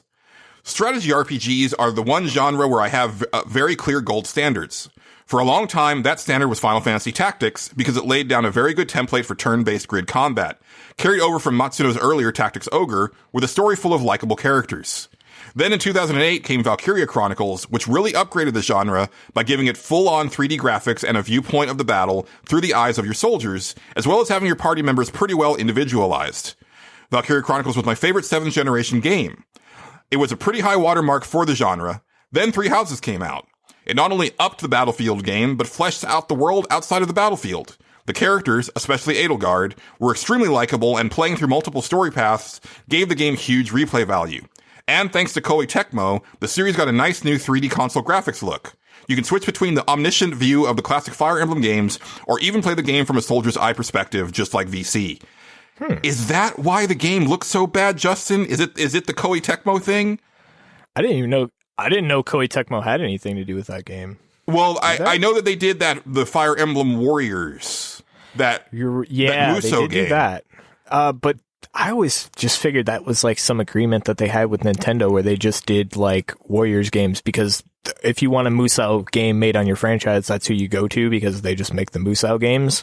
Yeah. Yeah, I don't know. You can do the viewpoint from the soldier's perspective? I didn't even know you could do that. Yes, you can, if you press the plus button enough times, it actually goes down to ground level. Well, look at me learning something new today. Yeah.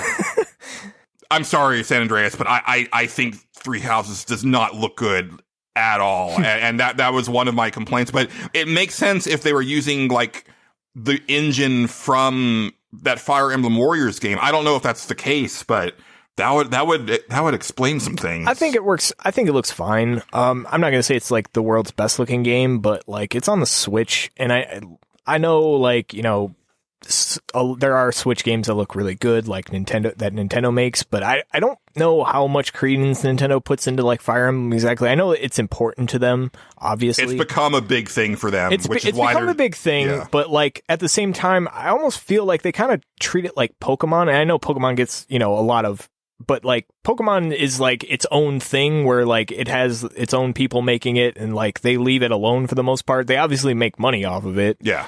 But like it has its own team, and like they update it however the hell they update it and piss everybody off, whatever the deal is with that. I don't pay attention to Pokemon. I played it and had fun. That's all I remember. But like that's how I feel. Maybe that's how Nintendo treats that franchise. And like I like Three Houses a lot too.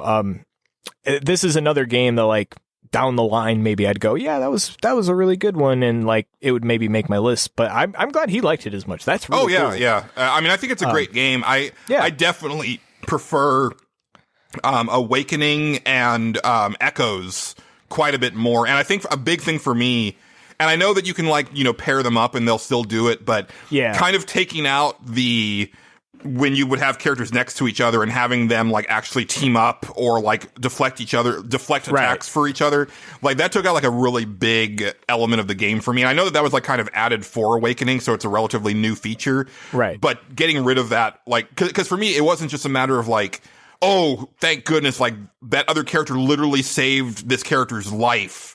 But then also just kind of adds into the like, oh yeah, they're buddies now, and like of course they're gonna like do this really awesome attack because they're, you know, I've been making sure that they're working together all this time, and it makes you feel rewarded for like a certain strategy.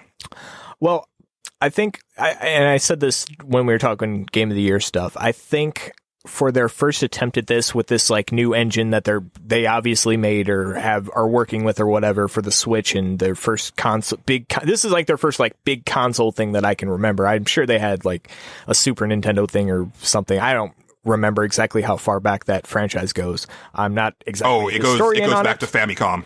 Famicom? Okay. Yeah. So, but like, but for me, it's always been like it gained most of its popularity on the portable systems, like Game Boy Advances when I first heard about it. So this being like their first like big, like, hey, we're going to make a real big push out of this and put it on our big console, like, and it being their first attempt. I think maybe down the line you will maybe start to see mechanics like that. They just, it seems kind of minimalistic in this one, but I think down the road, and I loved the writing in Three Houses. I loved a lot of the characters. Edelgard was interesting. He clearly likes Edelgard. I think she's also a shit sometimes, but that's kind of like part of her cool parts, I guess. She's a cool character. Yeah.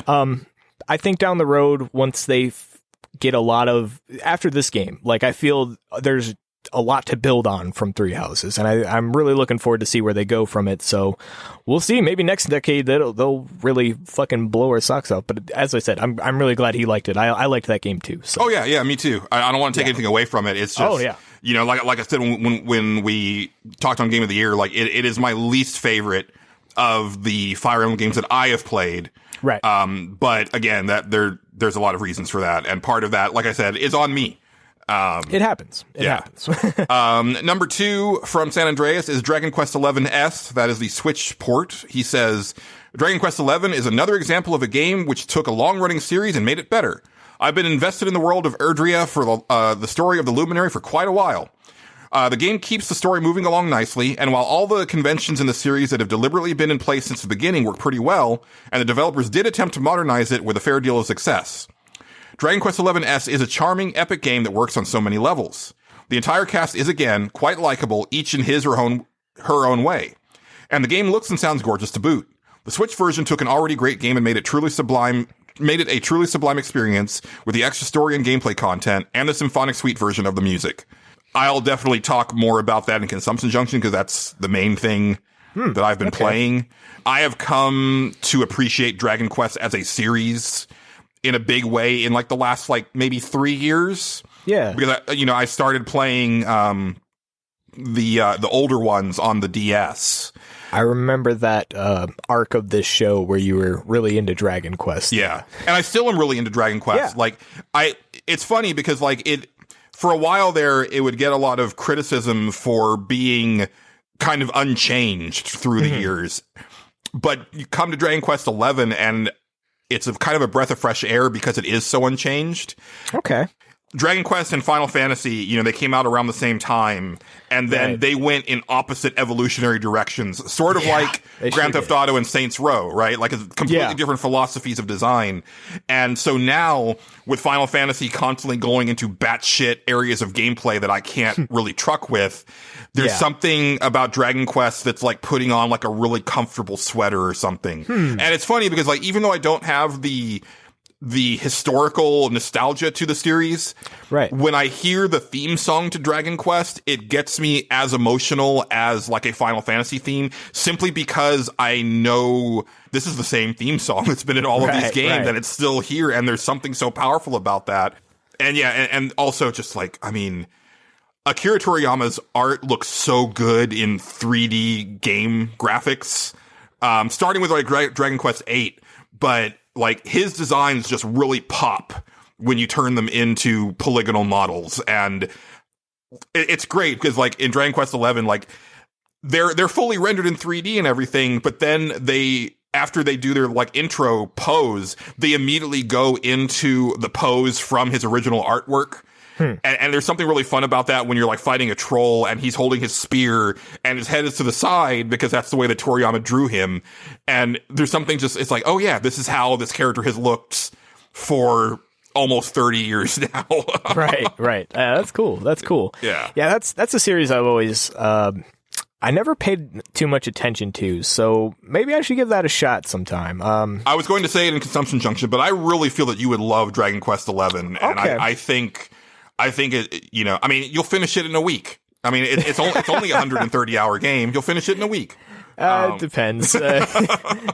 Depends how into it I get. But no, it's role-playing comfort food. And I've got some criticisms about this one, and I'll get to it in Consumption Junction. But it is a fantastic game. And I'm glad that it seems like this is the one, sort of like Fire Emblem Awakening, where it's finally like seeing a good amount of success in the West. Right. And so hopefully, and also like Yakuza 0, right? Like Yakuza 0 was like the thing that finally made that a thing over here. It sure did. Yeah. That was a franchise that you would hear they'd make a new one and you go, they're still making those? Really? Yes. Like until Zero came out, and then everyone was like, oh yeah, this is actually really cool and good. Yeah. Yeah. So hopefully that means that, I mean, obviously the series will continue, but I'm hopeful that the series does better and better outside of Japan. Indeed. And then last but certainly not least from San Andreas, The Legend of Zelda Breath of the Wild. And he says, when I first played the original Zelda in 1987, it was a marvel of a game where I could roam the countryside, fighting monsters and finding treasures. It captured my imagination completely. In my mind, I was Link roaming through full-size forests, mountains, and deserts. Breath of the Wild is that long-ago dream brought to life. I often spent hours just riding and fighting my way through the countryside and seeing new sights, not really paying attention to the main quest of releasing the divine beasts. I really felt lost and vulnerable in remote areas of the mountainous, forested, and desert regions of Hyrule. And the world really felt dangerous. With the ancient guardians that destroyed Hyrule tracking you from long distances, it was an adrenaline rush.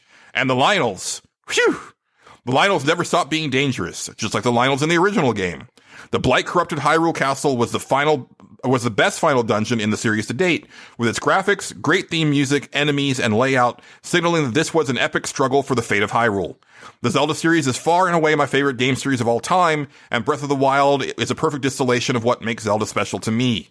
I guess I'll go into it here because we got, I think this came up on almost everybody else's lists moving forward, so I'll just say it here. Again, not the biggest Zelda fan. Nor am I. I like Breath of the Wild a lot. I think it's the second best Zelda game to come out in the last decade because Link Between Worlds on the 3DS that's actually my favorite Zelda game. I just love everything about that. But the thing is that I am more excited for the sequel to Breath of the Wild than I've been for any other Zelda game since Zelda 64, simply because I'm hoping that they can take what's already like a really great foundation and then let's throw some dungeons back in there and let's maybe make some combat that doesn't suck. Cause that's really my two thing. Well, really the combat. I really hate the combat in Breath of the Wild. I think it's not very good. You ever seen the video? There's a Japanese player playing Breath of the Wild, and it's like the most mind-blowing thing I've ever seen in my life because he's just doing... I can't even wrap my head around what he's doing. It's in the camera. There's a camera on him with the controller, and he's switching all this stuff off and doing all this stuff. He made it look like a character action game. I was like, that's impressive. I am not that good, nor will I ever be, and I think only that guy's that good, to be honest. Like, it was really cool and impressive, but I played Breath of the Wild a little bit. I put a couple hours into it, and I very quickly went, I don't know if I like this game. I don't know if it's for me. I kind of understood where the hooks come from with, I think I got stuck pretty early on where I was like, okay, I got to get to this thing and I have to not be cold or something. And I had to light a fire. And I remember getting really frustrated with it. And I was just like, I just don't know if I want to keep going here. And I just kind of turned the game off and didn't start it up again. Maybe it's something I should go back to. You should at least get into the main open world before you make your decision because I know exactly where you're at. Okay.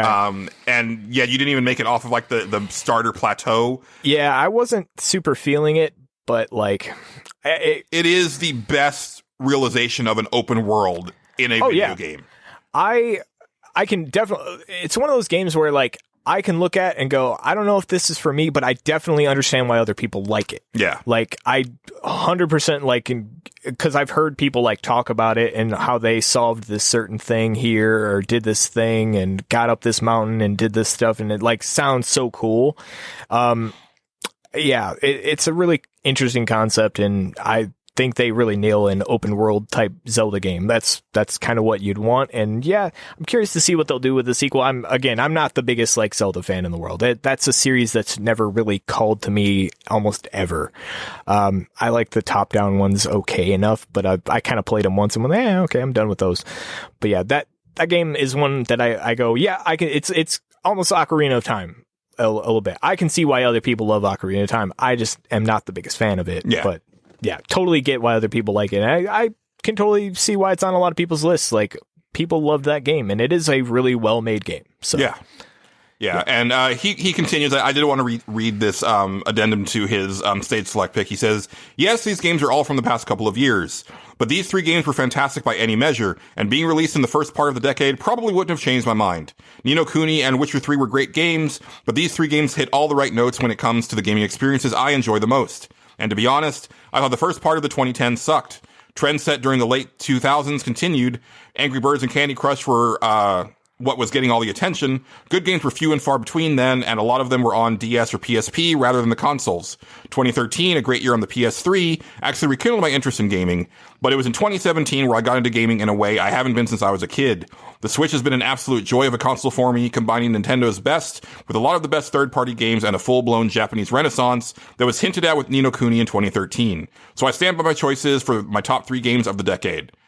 And that's completely valid, but I completely disagree with him saying that good games were few and far between, because, like, you know, for me personally, like, the 360 and PS3 generation is, like, almost on a different level. It's like, yes, I mean, we had to sit through a lot of generic Gears of War wannabes and, you know, Call of Duty wannabes. But I was prepared to get out of video games. Like after the PS2, and then BioShock and Mass Effect happened, and they completely changed my worldview on what video games could be and were. Like, I think that continued through that whole generation, and this generation, there's some really good games, but like for me, it's been a lot of like really, really good games that people lose their shit over that Julian thinks are fine. And, you know, again, it's all a matter of taste. I mean, everything about this is a matter of taste. Oh, absolutely. But I definitely had to take issue with that. But I also know San Andreas is a much bigger fan of Japanese games. And so for that time period, yes, it was a dry spell. Because, I mean, Japan just had a really hard time coming to grips with HD game development. They could not wrap their head around it at all. Yeah, they had a real tough time. And like I said before we started the list, a lot of the games this generation are like 5 years from now, I may come back to a list like this of what was my favorite games between 2010 and 2020 and have a completely different opinion of this list. There's definitely a few games that I have in mind. I'm like, down the road, I may go back to this and be like, holy shit, I got this wrong. Yeah. So. One thing I meant to say when we started this segment is that, you know, the way that I look at this stuff, and, you know, because I really do think about this a lot before I'm willing to commit. So, like, our very first stage select was our top 5 games of all time.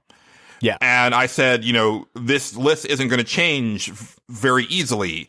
Now, since then, two games have like changed. Like I have put Mass Effect and Diablo 3 on that list. But that was very hard fought, and like it took a lot of deliberation, and I didn't even make that decision until very recently. So that's just the way that my mind works when it comes to this stuff. Absolutely.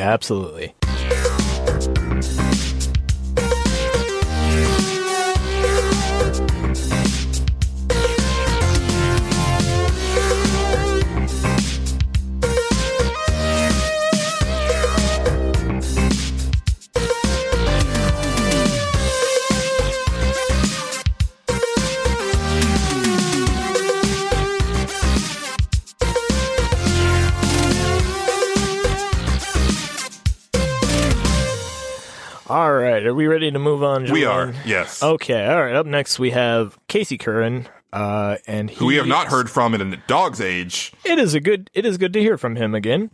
I don't think he's ever had a stage select while I've been on the show, so this is new and this is nice. So here we go. Number 3, he has Sonic Mania Plus. He says, made me realize how much I miss the classic Sonic formula, the way levels are designed to encourage exploration to find the fastest route, and special stage secrets is so unique, and the 5 characters have just enough differences to give me a new experience each time. Add Encore mode, time trials, and the first time a Sonic game had special stages I enjoyed, and I'm still playing it over 2 years later. Yeah, this was one we heard Patrick played for Game of the Year. Yeah. So and he enjoyed it as well. So I if I remember correctly, Casey is a big Sonic fan, correct? Huge. And Yes, huge Sonic fan. So this makes sense to me that the classic formula Sonic game got it right, and he liked it. So that's cool. I'm happy to hear that. No comment. All right, there you go. Number 2, The Legend of Zelda: Breath of the Wild. He says, a game so good, it ruined the entire sandbox genre for me. I can't think of another game I spent over 1,000 hours playing without getting tired of it at the end. 100 hours. 100, not 1,000. Oh, did I say 1,000? Yeah. Okay, well, I embellished his numbers. It's 100 hours, sure. Yeah. I should just like put some sort of Zelda stinger every time that somebody mentions Breath of the Wild on their list, because it's going to happen a while. And, you know, I don't have more, like, I don't have any reason to not make more work for myself in the editing bay. That's, in the end, that choice is up to you and you alone, Julian. Then for his number 1, he has Mass Effect 2, the last BioWare masterpiece. I wasn't a fan of all the leveling and structural changes, but I can't deny how much I love the story, combat, and characters. Played this game a dozen times the past decade and can see myself doing the same next decade. So there you go. Yeah. I think I would agree with it being the last BioWare masterpiece. I don't know. I don't know, because after that was Dragon Age 2, which I actually really, I like Dragon Age 2 a lot, but it's also got plenty of problems. Right. I do not care for Inquisition, and I love Mass Effect 3, but not as much as 2, and then it's kind of downhill from there. So yeah, it really is. I think he kind of nails that, honestly. Yeah. Big money! Big prizes! I love it! Before we move on to the next thing, Julian, hold on. We have a visitor in the room with me. Yeah, okay, all right. What? Oh, okay, all right. Are you sure, man? That's like, okay, I guess. He says the secret code phrase is Yoshi with an exclamation point. Yes, friends. That is the secret code phrase for this episode. Yoshi, which is, as everybody knows, is Yoshi talk for I am doing well. To answer the question from the last episode. Be sure to submit that secret code phrase to us, for a chance to win a copy of Yoshi's Crafted World for the Switch. We're going to want those and your previous secret code phrase by 8:30 Central Time on March 6th.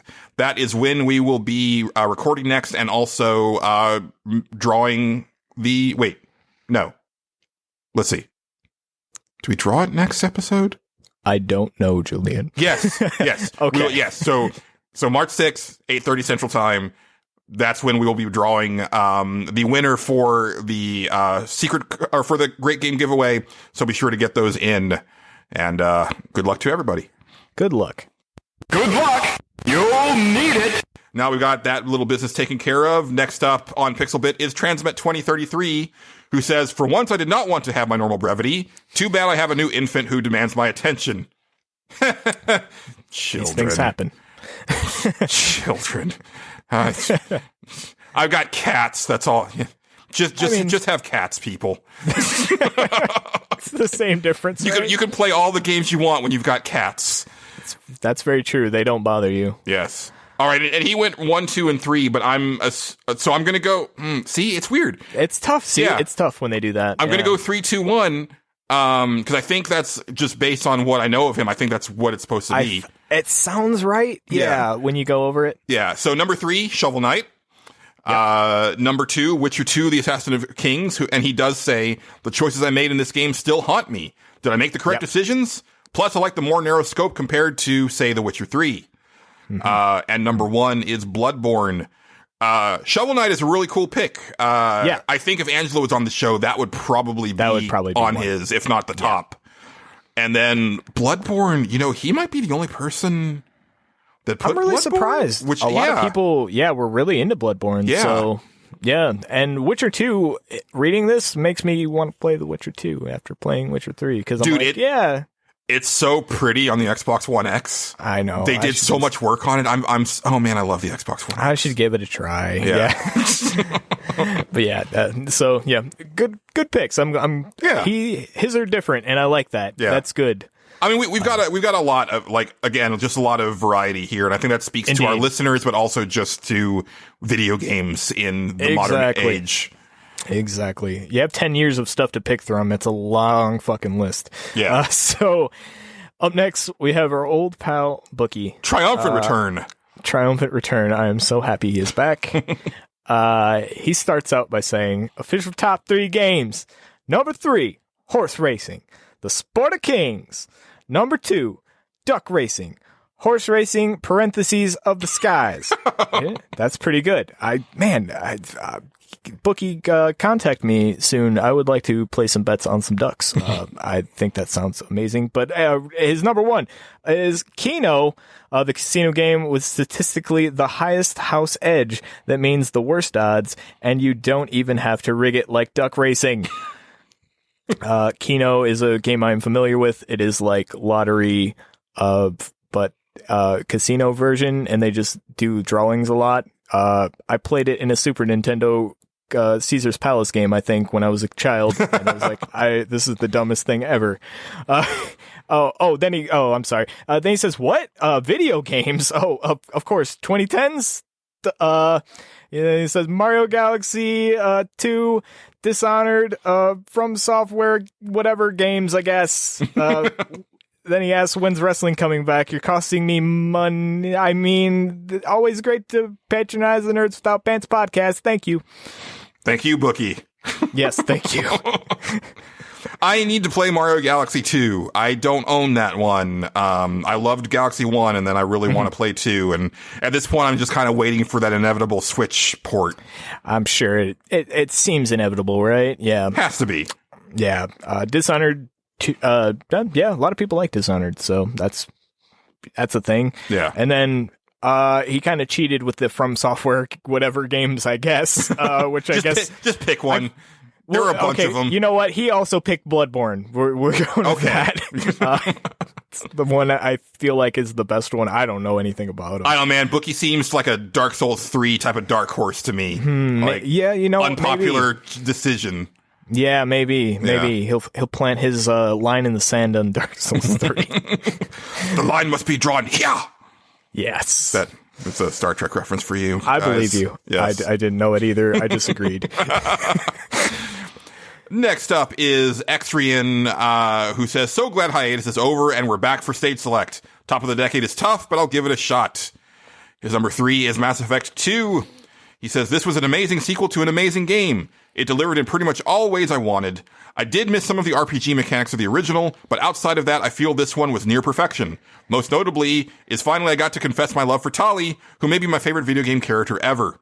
Sure, I didn't get the beloved FemShep voice actor, but it was worth it to finish the game with Tali romantically by my side.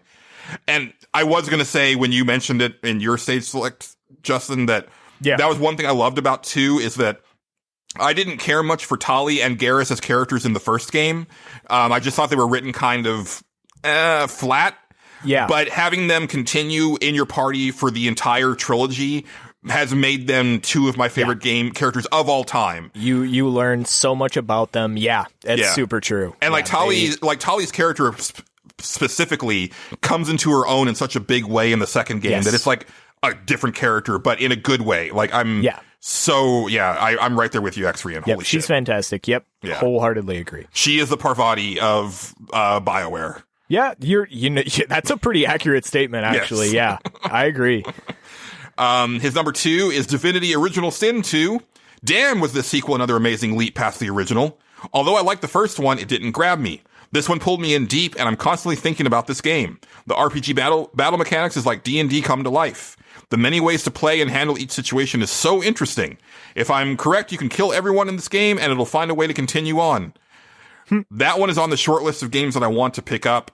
I didn't finish Divinity Original Sin 1, but I really liked it. But at this point, it's been so long since I played it that I feel like I should just move on to the sequel.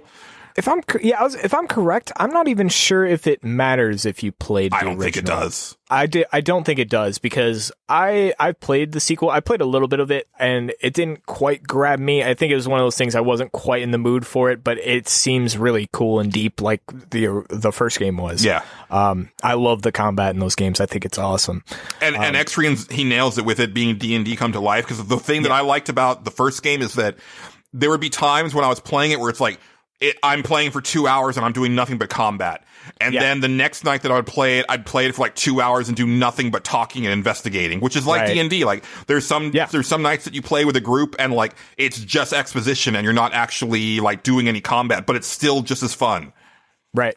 Yeah, I loved how like terrain would always play a factor and stuff like that. Mm-hmm. And, yeah, that stuff was really cool. It was a really cool game, and I've had to for like since it came out, because I was like, oh yeah, I love the first one. I should play the second one, and then it's always been one of those games where I start it and I go, okay, I'll get back to this, and then I remember I actually tried to play it pretty recently, and I modded it a little bit, and I was like, okay, this is kind of cool, but then I think I over modded it and may have I didn't break it per se, but I kind of made it where I was like, okay, I'm way too overpowered for this. Right. I should probably calm it the fuck down. It's an intimidating game. It's long and it's super challenging, especially for someone like me who didn't play like the games that it is inspired by. So I don't have that basis of knowledge of how it should play. Right. I think I mentioned when I was playing the first game that like, I didn't realize, I'm fighting a lot of skeletons right now, so I should be equipped with like blunt force weapons to do more damage. And then once I realized that, I was like, this is now doable. Where before I was getting my ass kicked and I just like couldn't progress. It was like, like weapon type actually matters in this game. Yeah, it's tough, man. Yeah, there is a steep learning curve, and that game is harsh as hell. Yes, it's which is kind of cool. Like I really like very it. satisfying once you get your mind around it. Yeah, it's like solving a puzzle. It's really cool. Yeah. His number one is Dark Souls 2. He says, I know this may be blasphemy to Souls fans since many look down on the sequel, but I absolutely loved it. I can't necessarily say it's better than the original, but I just love it more. I've replayed it more times than the others and always had a blast. When it finally re-released on this gen, it mixed things up a bit, and it felt like the first time I played Ocarina of Time Master Quest. It took a favorite game I was intimately familiar with and made it feel a bit new. That was the cherry on top for me replaying my favorite game of this decade. Nice. God damn it. I am going to like play through a From Software Soulsborne game this year. I'm going to do it. I just need to like say that I actually finished one and then decide how I feel about them. Elden Ring might be coming out this year. You never know. They haven't. I mean, I've got all three of the Dark Souls games. Yeah. I don't have any of them. That's the concept of those games is just like super intimidating to me, and I look at them and go, I can definitely see why people like this. I don't think it's ever going to be my thing, because when I die, I get extremely frustrated, and especially when it's like the slight. I know you can grind in the Dark Souls ones. Sekiro was a little different. It was not really a grind based thing. It was like you have to have the skill here, which definitely is a turnoff for me. But like Dark Souls has some RPG elements, so maybe I could do it. I don't know. People keep telling me you could do it. If you could do this game, you could definitely do that. Let me say this. I had bought my friend Joe Star Wars Jedi Fallen Order for annual gift giving. And I was worried that it would be too difficult for him because he doesn't really he's really more of an RPG guy and he hasn't really played a lot of like modern games. Right. And he apparently finished it.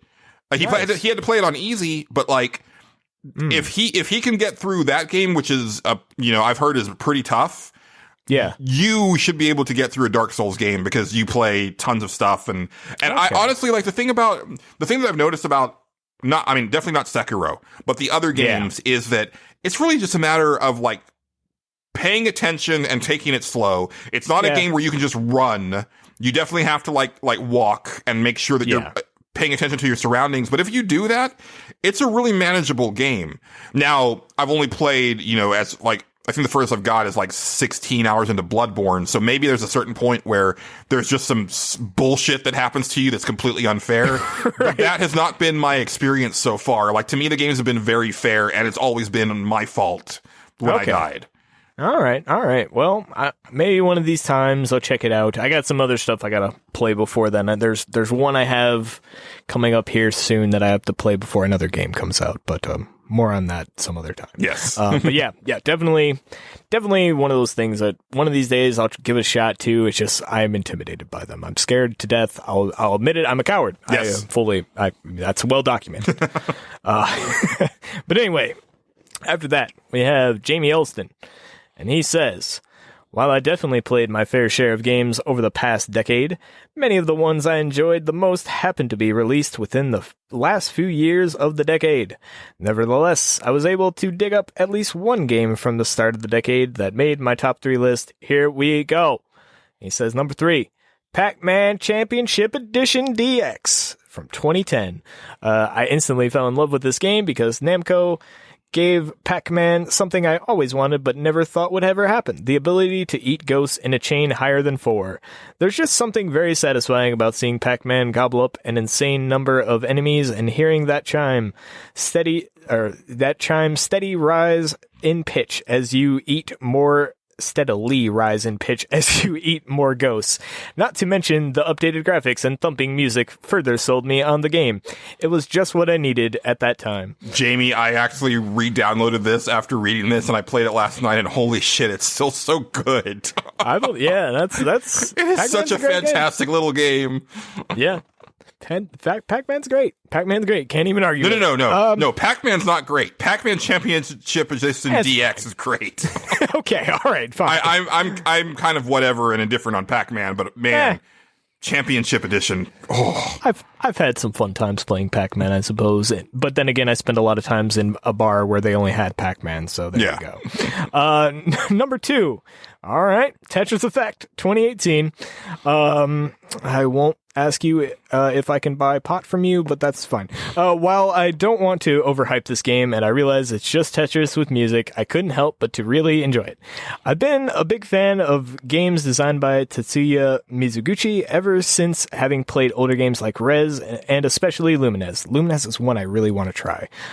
He has a knack for taking block puzzle mechanics and blending it with a musical score that really speaks to the part of my brain that thrives on that stuff. Tetris Effect was without question one of the most fun and beautifully produced games that I have played during the past decade. It's probably the closest thing I've come to having a spiritual experience in a video game. I throw on some headphones and the world around me just fades away. And no, I wasn't high while playing it. Okay, well, there you go. You answered my question. LOL. No, I totally get it. That makes really perfect cool. sense. Yeah. Yeah. I really think that, headphones that would really put that game over on another level. And I even said when I was talking about it that I really dug how the sound effects worked with the game. Like every time you would switch a tile around, it would just like kind of go with the rhythm of the song. And if you were playing it like that, like where you were like timing the beats and stuff, it was really cool how it worked.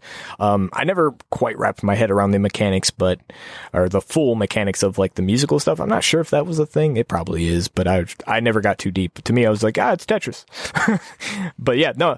I have to toot my own horn a little bit, but I actually have a photograph of myself from E3 2010 taken by Tetsuya Mizuguchi, which was kind of cool. It didn't click at the time who he was. And then after I was like, oh shit, that was the Rez guy. It was a picture of me taken with James Milkey from EGM. Right. And that was really cool. And then I messaged Milky on 1UP after that, and he remembered me, and that was really awesome. Nice. All right. Then his number 1, Dragon Quest XI, 2017 and 2018. He says, Dragon Quest is a series that I'm still playing catch-up with, but DQ11 was the perfect game to bring me up to speed with the series in terms of its world and characters that inhabit it. Alright, so that sounds like a good starting point. Okay. I really enjoyed the contrast of current-gen graphics mixed with super simple battle mechanics. Forging weapons was challenging enough to be fun without being overly complicated. I was sold from the get-go of hearing the orchestrated DQ theme over the opening sequence, with which I watched far more times than I skipped. This game reminded me of Dragon Quest V with its deceptively lighthearted tone that gave me a few gut punches along the way, like the stuff with the mermaid looking for a lover, or that thing with Veronica late in the game. You know what I mean, Julian. I do not. Okay, well... I'm 40 hours into this game, which means I've just started. Oh, there you go, yeah. I laughed. I nearly cried. In the end, Dragon Quest XI is one of the best games I've played this decade. Oh, nice. Yeah, it's really great. And good. The voice acting is incredible. And one thing I loved about the series as a whole, and I don't know who decided this, but like I know like with those DS remakes, the localization team started to make like they use a lot of like UK style slang and dialects for the different regions of the characters. And somehow that's just continued through the entire series, even though it's all been different translation teams. And so then you get like, you know, Dragon Quest XI where you got some really great accents. And I love Veronica's voice actress. She's this, adult mage who's been transformed into a child. And she's fantastic. She's just a wonderful character. And I think I put it on Twitter, but there was one part where she's just like taking one of the characters' attacks. She's like, "What on earth was that?" It sounds like a great place to start. Oh, Any of them are a great place to start. Yeah. But honestly, like, it is a little bit much to ask to play even the DS remakes just because you're still looking at a static battle screen with no animations. Right. And, you know, so it's easier to start with like 8, 9, or 11 because those are the ones that are more what you expect from current RPGs. But yeah, any one of those. But obviously 11 is the easiest one to play right now. And all right. Yeah. Duly noted. At one point, I will try my hand at some Dragon Quest. Yeah, you definitely should. I should. And then last but certainly not least on Pixelbit is Daftman, who says, I was going to sit down and pore over lists of the games from this last decade and carefully weigh my choices for stage select. But it's the day you recorded. I'm out of time, so I'm doing this by the seat of my pants. Yes, nice. Wearing pants. Sorry. We'll hold it against you. He says, but I guess it's the games that stick out of my memory that should top my list anyway, right? So number 3 is Super Mario 3D World for the Wii U in 2013. He says, I love all the Mario platformers, but I've always preferred discrete, contained levels over an emphasis on exploration. I liked Galaxy better than Odyssey, for instance. But something about 3D World really grabbed me. The levels were varied and inventive, the catsuit power-up is awesome, and the music is so good. My wife and I played through the whole game, including all the post-game content, when it first came out, and I played bits and pieces of it multiple times in recent years with my kids. I could play it again right now. That one is sealed on my shelf. I still need to play it. I really want to. Cat Mario is a thing I need in my life. There you go. Yeah, that's Wii U, so a lot of people, I'm guessing, didn't play it. That's probably one they'll release on the Switch. I know, like, almost they everything really need to. Yeah, everything that came out of the Wii U, people are just like, please put that on the Switch, because nobody fucking bought a Wii U. Yeah. And they're slowly doing it, from what I can tell anyway. But God, I want to punch past Julian in the face for buying a Wii U. We all make mistakes, Julian. I mean, at one point in my life, I bought a Virtual Boy. I didn't buy it. I got it for Christmas, but still. Yeah. Yeah. That's one. Yeah. That was probably worse than the Wii U. At least the Wii U had some fucking legs. Yeah. Ooh, I like his next one. I like his next one as well. Yeah. This would be on a top 10 for me, probably. He says, Deus Ex Human Revolution Director's Cut, Wii U 2013. Yeah. I played and loved the original release of this game, but it had problems, particularly the boss fights. The developer had contracted out the bosses to a different studio, so while levels were intricate affairs offering lots of options for how you wanted to approach any given situation, the boss fights were brain-dead battles of attrition. That is true. Fast forward a couple years, and the director's cut of the game fixed all that. The boss fights were completely redone in-house, and now stack up with the rest of the game. Plus, the Wii U version makes excellent use of the gamepad. Yeah, it's mostly the menus and loadout and stuff, but it does so much to keep you immersed in the game when you don't have to leave the on-screen action to take care of that stuff. I love the cyberpunk setting and story. I love trying to be stealthy but having the option to blow everything up when I get spotted.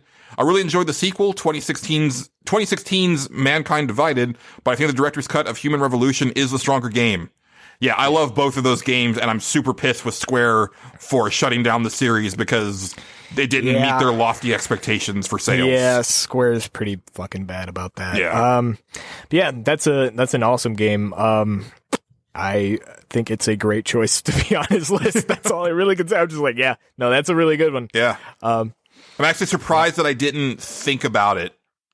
That's really weird because, I love that game. And again, like one of them is on Game Pass and I keep hovering over it. Like, should I play this again? Maybe. Yeah. I would like to play that one again myself, honestly. That's a great game. Yeah. And his number one is a out of left field one. It certainly is. Gravity Rush 2, PS4 2017. No game from this last decade grabbed me quite like Gravity Rush 2. The gravity-shifting gameplay still feels unique and fresh, and the addition of multiple fighting styles based on how light or heavy you make the gravity helps alleviate potentially repetitive combat. The world, 2 large Studio Ghibli-esque cities that look like Industrial Revolution Europe, in the sky, are a joy to fly through and explore, and the stylized graphics and music fit the game perfectly. I enjoyed the story and characters and ended up putting in the extra time to platinum the game. And it's not short either. It's not a perfect game, and I think for me it was greater than the sum of its parts, but I think all those paths are very well made. I wish more people had played it. I certainly have not. I didn't play the first one either, but wow, that's ringing endorsement. Yeah. The line that stands out is he wishes more people have played it. That 2017 was such a stacked year for video games that, like, I'm guessing that's why it didn't get a lot of coverage, because like that was like Yakuza 0 and just, I mean, that was game release after game release, heavy hitter after heavy hitter. Yes. So that makes sense that, that didn't get the coverage that it probably deserved. And one of these days I'll take a look at that. It sounds interesting. Yeah. Yeah. All right. Moving on to Twitter. Up first on Twitter, I think we have Matt Jorgensen. Am I right? That's who I've got. First? I'm not skipping anybody. Okay. Yes. All right. Great. My buddy Matt Jorgensen, he is at Metal Matt Returns, and he is a nice person that you should all follow. He says, my games of the decade. Well, I gotta start with Real Fishing Road Trip Adventure.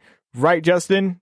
Absolutely. You have to start there. I mean, it ultimately didn't make my list, right? But, but it would have been like number 4. Right. Yeah. It probably would have been.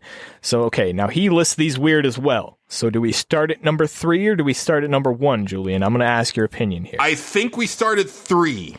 Okay. Again, based on what I know about Matt.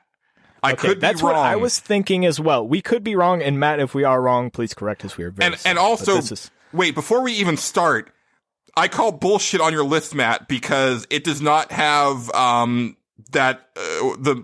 tank game on it. What I bought Metal Max Returns, maybe? I don't know. It's the PlayStation 4 one. I bought it because of you. Yeah. I haven't played it yet, but I fully expected that to be number 1 on this list, and it's not even on here. So, yeah. I don't know. Okay, anyway. Well, I mean, these games hit him harder. Okay. If we had a top 5, Julian, that might have made top 5. Yeah. It's probably number 4. I just saw him on Twitter that he was on like his 6th playthrough or some shit. So it's like he's really into that. That's awesome. Number 3, Trails of Cold Steel 1. I burn through games like a fire during a drought. Yes, he does. But I spent an entire summer just slowly and methodically savoring this game. The characters, the systems, the story, everything about this JRPG is delightful, and I think in 10 years it'll be looked back upon as a masterpiece. I've heard nothing but positive things about the Trails of Cold Steel series. Dude, I had not even heard of this thing until last year, and then there's already 4 games or something. And there's 3. The 3rd one just came out this past year. Well, but isn't there a 4th one on the way or something? There might be, but I know for sure that the 3rd one just came out this year. Okay. Listeners, tell me if can I just jump into the most recent one? Do I have to have played all of them? Is it one of those series? Let me know. I've heard. So from what I've gathered, you can jump into this one, but you're going to miss a lot of the stuff. It's one of those types of series where you got to play it in order. I could be wrong as well because I know about as much about it as you do. But it seems really strong. People are real into those series, and I've only heard good things. I've never heard anybody be like, "Yeah, it sucks. Don't play it." I've never heard that about it. Yeah. So.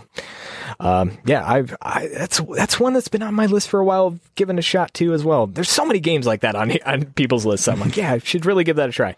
Anyway, here's number 2, Resonance of Fate. I picked this game up during a particularly difficult time in my life, and I found comfort in the silly characters and insane/obtuse combat system. I was delighted to see it get a PS4 port. That's one that I want to try because I've heard about how crazy the battle system is. I actually ended up picking up on 360 a couple of years ago. I've heard nothing but great things about people who played it. It just had the unfortunate fate of being released on the same day as Final Fantasy 13. It's like Sega sent it out to die. Yeah, that'll do it. Yeah. That'll do it. Anyway, his number one, Xenoblade Chronicles 2. I had been in a somewhat cynical rut of gaming until I picked this up, and it reminded me why I fell in love with JRPGs all those years ago. Plus, it got my fiance into console gaming, and it was the first time I ugly cried at a game in years. Wow. That's impressive. Yeah. That's always nice. Man, I want to play those games. I have them all, and I haven't touched one of them. I owned Xenoblade Chronicles 2 because it was one of the first Switch games that I bought. Because I was like, oh yeah, I want to play like an RPG, and it'll be nice to have on the Switch because I can play it on the go or whatever. And then I played it for like an hour and was like, yeah, I'll get back to this because nothing I played was bad, and it seemed really good. It's just I felt it was another one of those games where I feel like I'm missing something because I didn't play the original one. You know what I mean? Yeah. I think they're releasing the original one. Am I right? I believe so. On the Switch? Yeah. Well, when that happens, I will play through the first one, and then we'll go from there. Yeah. I have a sealed collector's edition of Xenoblade Chronicles 2 on my shelf. Excellent. All right, next up is friend of the show, John Golson, on Twitter, @Golson, and I'm very glad that I get to read this one. I just kind of worked out that way. But his number 3 is Mass Effect 2. And he says, 10 years ago, I was gifted this game by Julian, who suspected I'd love it, and he was right. I firmly believe this universe is ripe for breakout mainstream appeal if it wasn't under lockdown at EA. It's a shame we don't get a new great Mass Effect game nearly every year. Ooh, I don't know if I'd want that. Anyway, there's a lot of rich material to mine from, and yet, sigh. Anyway, here was an action/shooting game at last which had the compelling storytelling nature of an RPG. Yeah, I think we've already said lots of things. We've said all there is to say about Mass Effect 2. It's a great game. Yes. Yeah. Number 2, Fallout 4. He says, hey. I love Fallout 4. I love the world, the music, the characters, the crafting, the writing, the sense of discovery, the horror, the humor, everything. The mods. I enjoy Fallout 4 a lot. I love, or I hate, actually. I really hate that one of Fallout 4's biggest criticisms is that people hated the base building because I fucking loved the base building. That was one of the funnest aspects, to make the stupid little bases for the stupid little settlers and like set up your machine guns so that when you got attacked, like the machine guns would kill all the things. It was fun. And like, modding went a long way in that too, because modders obviously could take that and just add so much stuff that you can use to build with. And another cool mod, if that was one of your big criticisms of Fallout 4 and you didn't play it because I hate base building and I'm not going to do it, you didn't really have to do it too much in Fallout 4. But one really cool mod that I would suggest if you're really looking to do something like this is called Sim Settlements. And basically what it does is it almost acts like Sim City, where you set up plots. And basically, the people that move in there build it themselves. It's really, really cool. And the stuff that they have like pre-designed is like really epic and sprawling, and actually makes like a legit Fallout city out of those settlements. It's really neat. Yeah. But yeah, I enjoy Fallout 4. It's not maybe on my top list of Fallout games, but I enjoy it a lot. Yeah. I think that's the one that I would be able to get into because the main character is voiced. Right. But it's another one that I've bounced off on, and I don't know. One of these days, it's like the Dark Souls thing. One of these days, I'm going to finish a Bethesda RPG just to say that I finally did it, and then I'll be able to make my final decision on if it's for me or not. Right. You kind of did with Outer Worlds. I would say that's in the ballpark, really. Yeah, but it's not, it's Fallout or Elder Scrolls. Fallout's a lot more open, and the shooting's not very good in Fallout. It's pretty bad. Yeah, which I might have shot myself in the foot, no pun intended, by playing through the Outer Worlds, because it's like I've already seen how this going back to something like that. Yeah, the way I have to do it is because I play Fallout 4 with mods. I mod it to where I have like infinite VATs all the time, and I basically just play it like it's a turn-based RPG. So like I'll just sit there and be like, click VATs, and then we have the combat like it's a turn-based thing, and it's entertaining in that way. But yeah, the storyline is fine. I think another big criticism of that game is it makes you pick a faction, but there's actually a weird hidden thing in there where you can kind of make everyone like you that not not a whole lot of people know about. It's really deeply hidden, and there is dialogue that like supports this choice, and you have to do some wild shit to make it happen that I like was bored and decided I'm going to do that. I can't even remember it all, but yeah, that is a big criticism. I think the Railroad's super cool though. That's who I would go with. But anyway, yeah, Fallout 4. It's a pretty good game. I like it. And then number 1 from John is The Witcher 3. The game that showed me you're never too old to be a total fanboy about something, and the rare RPG I've played twice. And that is no understatement from John. He's read all the books now. He has the toys and the pop figures, and he went hard on The Witcher in a way that, I don't know if I've seen him get that invested in something new since he fell down the wrestling rabbit hole. 15, no longer that. What am I talking about? Now 20 years ago. And we've talked about that on the show where I was actually there the day where he was like, hey, I have this one question about wrestling. And then he started to do all this research and now he knows more about wrestling than almost anybody that I know. Right. Yep. Well, I talked about The Witcher 3. It's a great game. Yes. I'd wholeheartedly agree with him. Yeah. Man, now you saying that there's collectibles for The Witcher, I'm like, oh man, I would really like a Ciri statue, man. That'd be fucking cool. She was great. Oh, right. Cause you don't like action figures because, yeah, I like statues. I'm more of a statue guy. That's how I am. And I don't like pop figurines either. I'm not a big fan of those. Well, I was going to say, cause I really like those, Neandroids. They're really expensive, but they're super posable, and they have they're super deformed, and the Geralt one is amazing because you can there's even the wash basin, so you can put him in the hot the bath. I think I've seen that. Yeah, that sounds funny. Yeah. All right. After that, we have JD, and he is at a myth known as JD on Twitter.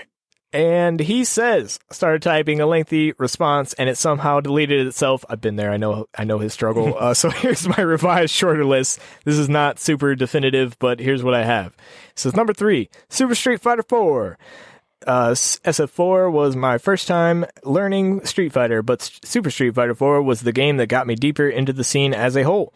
I got more competitive, learned the game, and developed skills that helped me learn other fighting games. It's basically the catalyst for my love of the genre. Also, Super Street Fighter 4 Chun-Li was really damn good. She was very damn good. All Chun-Lis are very good. It was so frustrating for me as knowing that was his first Street Fighter game and then playing him and getting just annihilated. Yeah. And it was okay. I've seen some of the videos he posts on Twitter and I'm like, damn, that dude is a fucking super beast. So yeah. JD, you are god tier in my eyes. I still want to play you, Justin, because I think you and I are probably on a level and it would be a lot more fun. You will kick the shit out of me and laugh at me and be like, wow, you really do suck. And I'm like, yeah, I do. Anyway, number 2, The Legend of Zelda Breath of the Wild. I love how open this game was. It felt like one gigantic toolbox. I love that people can play the game and make no progress, but still do a ton of exploration and find things that others won't. I love how creative some puzzle solutions can be with the right tools at hand. It's fascinating to see what people come up with. Though not perfect, every moment I spent playing felt like an adventure, which was really cool, especially for the Zelda series. Yeah. That sounds right. That sounds right. Yeah. We have, again, I will say it again. I do not fault anyone for having that game on their list. Nor do I. It's a fantastic game. Number 1, Mass Effect 3. Interesting. While I love both 1 and 2, ME3 had satisfying closure with great characters, some fantastic set-piece moments, and refined gameplay from, Mass Effect 2, which also led to its extremely addictive multiplayer that I put over 100 hours into. Okay, that makes a lot of sense. Despite everyone's issues with the game, if I had to pick one game in the series to put a light on, I'd say ME3 is the one. The multiplayer thing makes sense because I forgot that game had that, and a lot of people did get really into the Mass Effect 3 multiplayer, so that would make sense in that being his top game. Now, I will say that they do at least try to put some of the RPG mechanics back into the game that were taken out of 2, and it does make it, I think, play a little bit better than 2. Yeah. But it's funny that JD put this one because I was literally, before I even read this, I was thinking the other day, I was like, man, the characters in Mass Effect 3 were a bummer. Other than like Tally and Garrus, I'm like not happy with the characters that you get in your party, because I mean, Edie was all right, but I really didn't like the human muscle, like the meathead dude, and Javik was cool, but he wasn't like a fully fleshed out character. Like, you couldn't actually talk to him except at like specific times. And God. And then they brought Ashley back, who was my like love interest in the first game, but she was a total jerk. And I was just like, okay, yeah, I guess I'm sticking with Tali after all, because you're just a terrible person now. To be fair, Ashley was terrible in the first game. No, she wasn't. You shut your mouth. She was. You shut your mouth. In the first game. She's fucking racist, dude. She's terrible. She's racist. She is flat out racist. I understand the idea of humanity all of a sudden being thrust into this galaxy with like all of these alien worlds and being like just completely like, what the fuck is going on? Like, I get it. And also because of her backstory with like the way that her father was humiliated in the First Contact War, I get it.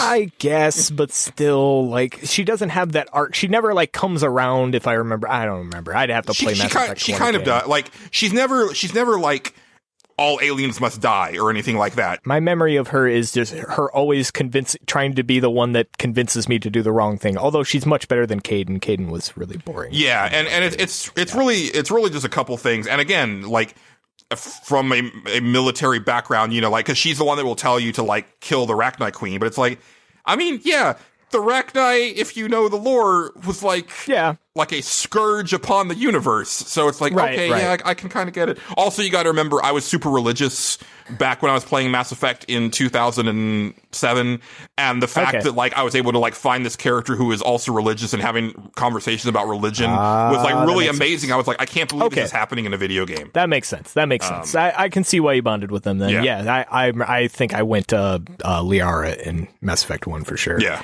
And fuck Kaidan. I thought she was great. Yeah, fuck yeah. I don't like him at all. I send him to die every time in that first mission. I'm like, yeah, you're dead, but I don't care about you at all. Anyway, up next, or is it my turn to read? I don't know. You know what? I'm just going to read, and we're just going to do that. If you want. I don't care. You know what? It is my turn to read. Yeah, sorry. Okay. All right. Yeah, next up, I have David Portnov. Yeah, that's who I have as well. He's on Twitter at David Portnov. He keeps it short and sweet. Top 3 games of the decade in order. He says, I probably could have produced a better or more interesting list if I gave myself way more time, but this is it. Locked in. Ask me tomorrow and it'll be different. And that is that's true. Like, even though I said this for all the marbles, it's like, yeah, you ask me this a week from now and it's going to be different. I'd change it. Yeah. I was almost changed it like an hour before the show. I was like, no, you're locked in. Just leave it alone. You can't change it. And he says, number 3, Destiny 2. Number 2, Red Dead Redemption 2. And number 1, Mass Effect 2. He likes the 2s.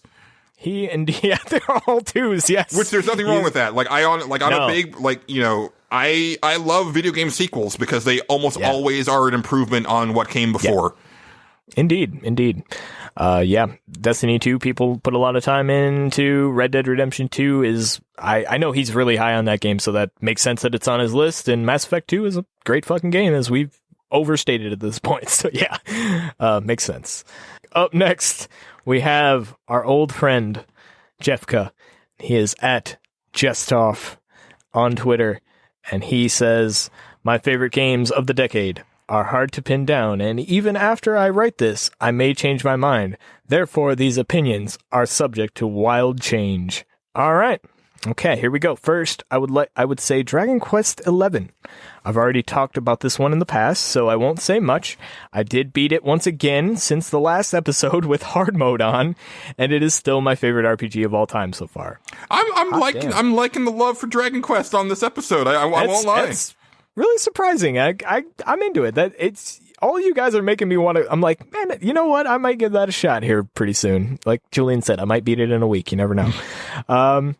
After that, he says, second, I would say H Rescue, because I want Justin to like us, and I'll take the bait. The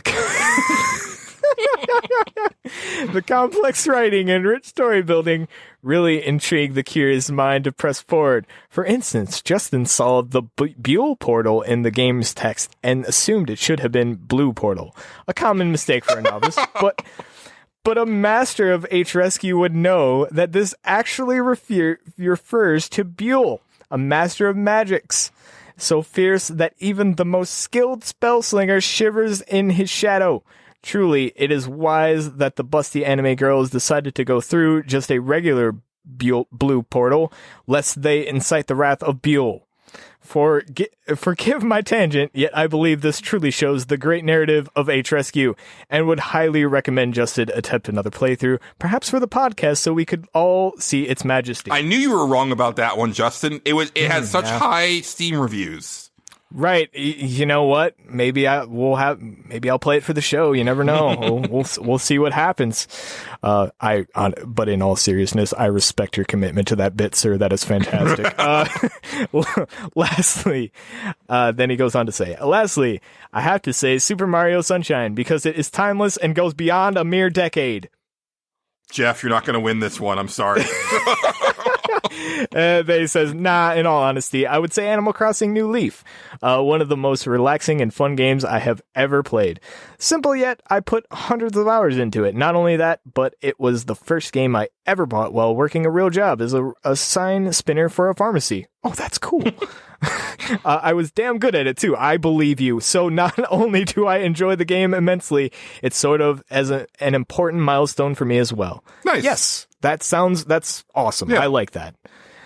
Great picks all around, Jeffka. You are the man. First video game that I bought with my own money, as far as like working, I believe was actually when I bought my PlayStation, and I bought Street Fighter Alpha and Doom.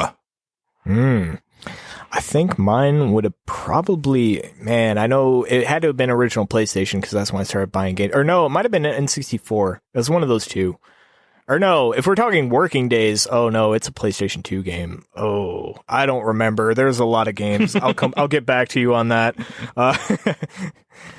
Let's see. Next up, this is a long one. Next up, we have rhexus, or Amazed Skitty on Twitter @rhexus, who we have not heard from in a while. It's good to hear from them. He says, number 3, The Legend of Zelda Breath of the Wild. I'm a Zelda fan who likes the idea of exploring the world versus puzzles of a dungeon. When I get a new item, my mind goes, oh man, I can't wait to take this into the world, out into the world and use it. Breath of the Wild for me curb stomps every Zelda game I like in that regard. Nintendo has given us the tools and a world, only for us to be let loose and forge our own path. The adventures we have being our own legends in the making. Sharing stories like I climbed the very top spire of Hyrule Castle just to take a break from searching for the memory I needed. Jumped down and almost died, only to be chased by a sentry. In my mad dash to escape, I found the memory I was searching for. It's a freedom I can't stop thinking about, and still come back to off and on. It has problems, but the smile it puts on my face when I pick a direction and just chug along outweighs it easily. Yeah, that's definitely a good... that sounds... Yeah. Yep, sounds right. Number 2, Monster Hunter 4 Ultimate is the game that finally worked for me in the series. The ZR/ZL buttons to control the camera made what was unplayable on the PSP very enjoyable. Beyond the camera controls, the game is so addictive in all the right ways. Multiple weapons that have their own gimmicks and playstyles. Being a fashion hunter, finding a combination of gear you want to show off, or min-max gear to hit quick kill times. The game provides a thrill to the combat, having to know when to attack or dodge. Only to finally take down the monster with the triumphant fanfare as a congratulations. Being able to know what a Shah Dalamadur screams about to fire the screw you laser, and you Superman dive through it. I'm butchering this. I'm sorry, rhexus. Although if you're unlucky, your other teammates won't, and they get it instant dead. Capcom even nailed online on the 3DS, making a functional lobby system on the backbone of the awful 3DS online system. I love this game so much that when my 400 plus hour save was gone, I just started over. Damn. That's impressive. Yes. That's a cool one. Monster Hunter fans are really hardcore, especially the ones that played in the older days like that. So yeah, I totally get it. I had to wait until something like Monster Hunter World just because I needed to play it on a controller, and even most people did. And I like it, but I'm terrified of the commitment that it would take to actually get into it. So Right. We'll maybe some other time. His number one is one that almost made my list. He says, for me, it's a no-brainer that Final Fantasy XIV is my number one game of the decade. I've played this game since 2011 when A Realm Reborn came out. I just can't begin to describe how much I love this game. I enjoy running dungeons. I enjoy the 8 and 24 people raids. I enjoy glamours and playing dress up with my character. I enjoy the communities I've gotten myself involved with over the years. Bashing my head on a wall to beat the extreme and savage fights, all while enjoying the amazing music Soken composed for the game. It does have one of the best video game soundtracks. Holy shit. It's fantastic. The callback and references to past Final Fantasy games. There's even a battle with the Rathalos from Monster Hunter in this game. It's kind of a bad fight, though. I think what sealed this game as amazing was the Alexander raid from Heaven's Ward. My favorite summon since I saw it in Final Fantasy VIII being a multi-tier raid, only to finally take place in his soul.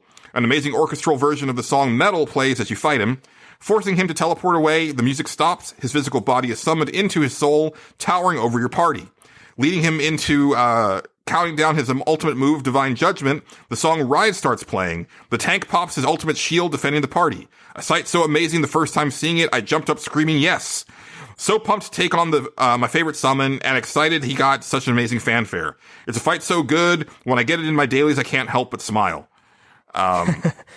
Nice. I've played a lot of that game, but I've never gotten to do any of the raids, and I know I'm missing out on like a lot of the really cool stuff. But that's the thing with me and MMOs, I never get to do like the really neat like end game stuff because I can really not even keep up with finishing the story or getting to max level. Yeah, you have to put a lot of time investment into some of that sort of stuff, and yeah, that's always been a turnoff for me too. Like, and I'm a person that'll invest some time into games, but at the same time, I get bored grinding very easily. Like, once a game becomes very grindy, I tend to turn off a lot.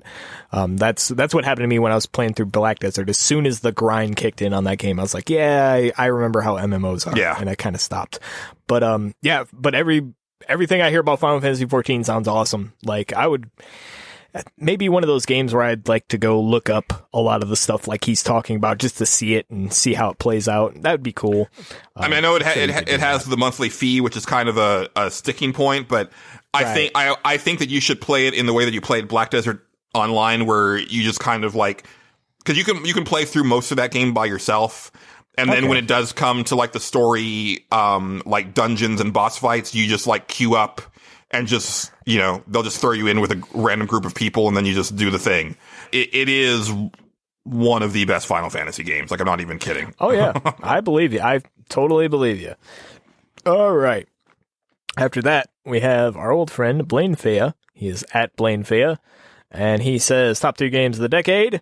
Without being able to Patrick this? Not cool, man. Not cool.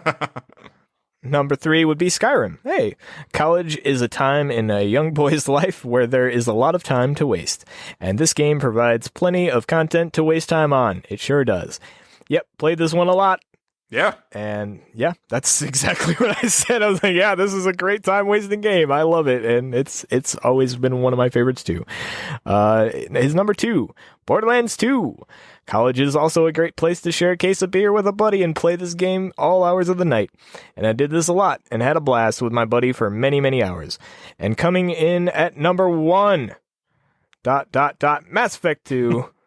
No surprise. Not sure if I need to elaborate on this one. It's Mass Effect 2, mic drop. As an aside, I mentioned last episode that Fallen Order may be in my top 5 of all time, but I'm gonna heed Wayne's advice and let that one marinate before I put it in the tops of the decade. Yeah, that's all I'm saying. I'm just saying you gotta let that one marinate. I agree. I agree. Yeah. There's a lot of games that came out pretty recently that I'm still letting marinate. Like I said, we should do this like 5 years down the road. See how people's tastes have changed. Yeah.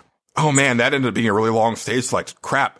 Thank you to everybody who submitted. That was a lot of fun. I mean, the first stage select back should be a pretty epic one, right? And always should be. What better epic than to, talk about games of an entire decade? It's also amazing that like this podcast existed for almost that entire decade. That's really crazy to think about.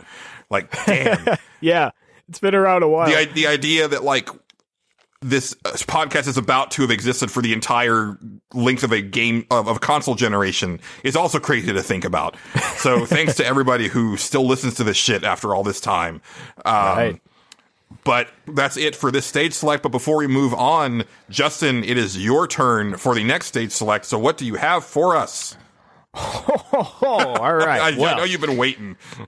Yeah, I have been waiting a little bit for this one. So last stage select I have, it was a bit experimental, it was a bit avant-garde with it. Didn't go all that well.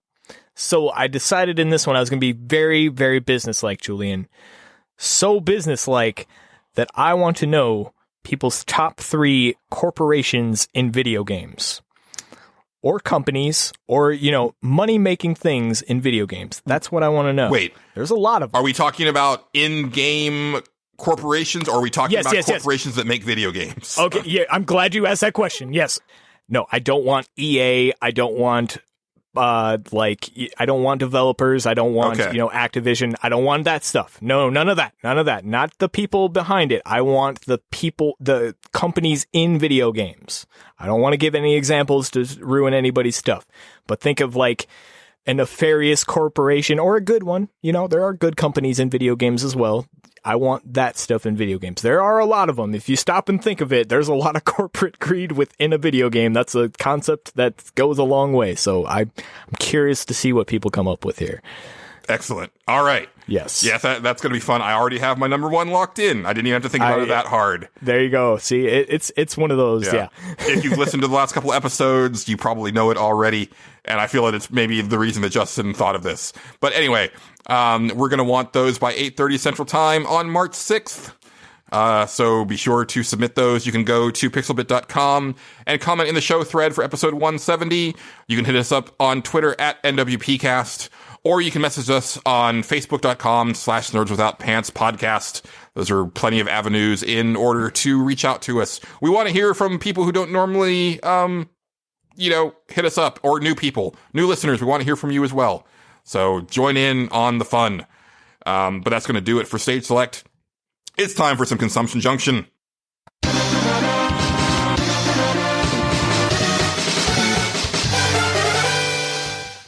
And I'm gonna start out real quick, Justin. Go for it. Remember last episode how we were saying that we could probably do like one Yakuza game a year just because of how long they are and how they take place in the same area and yada yada.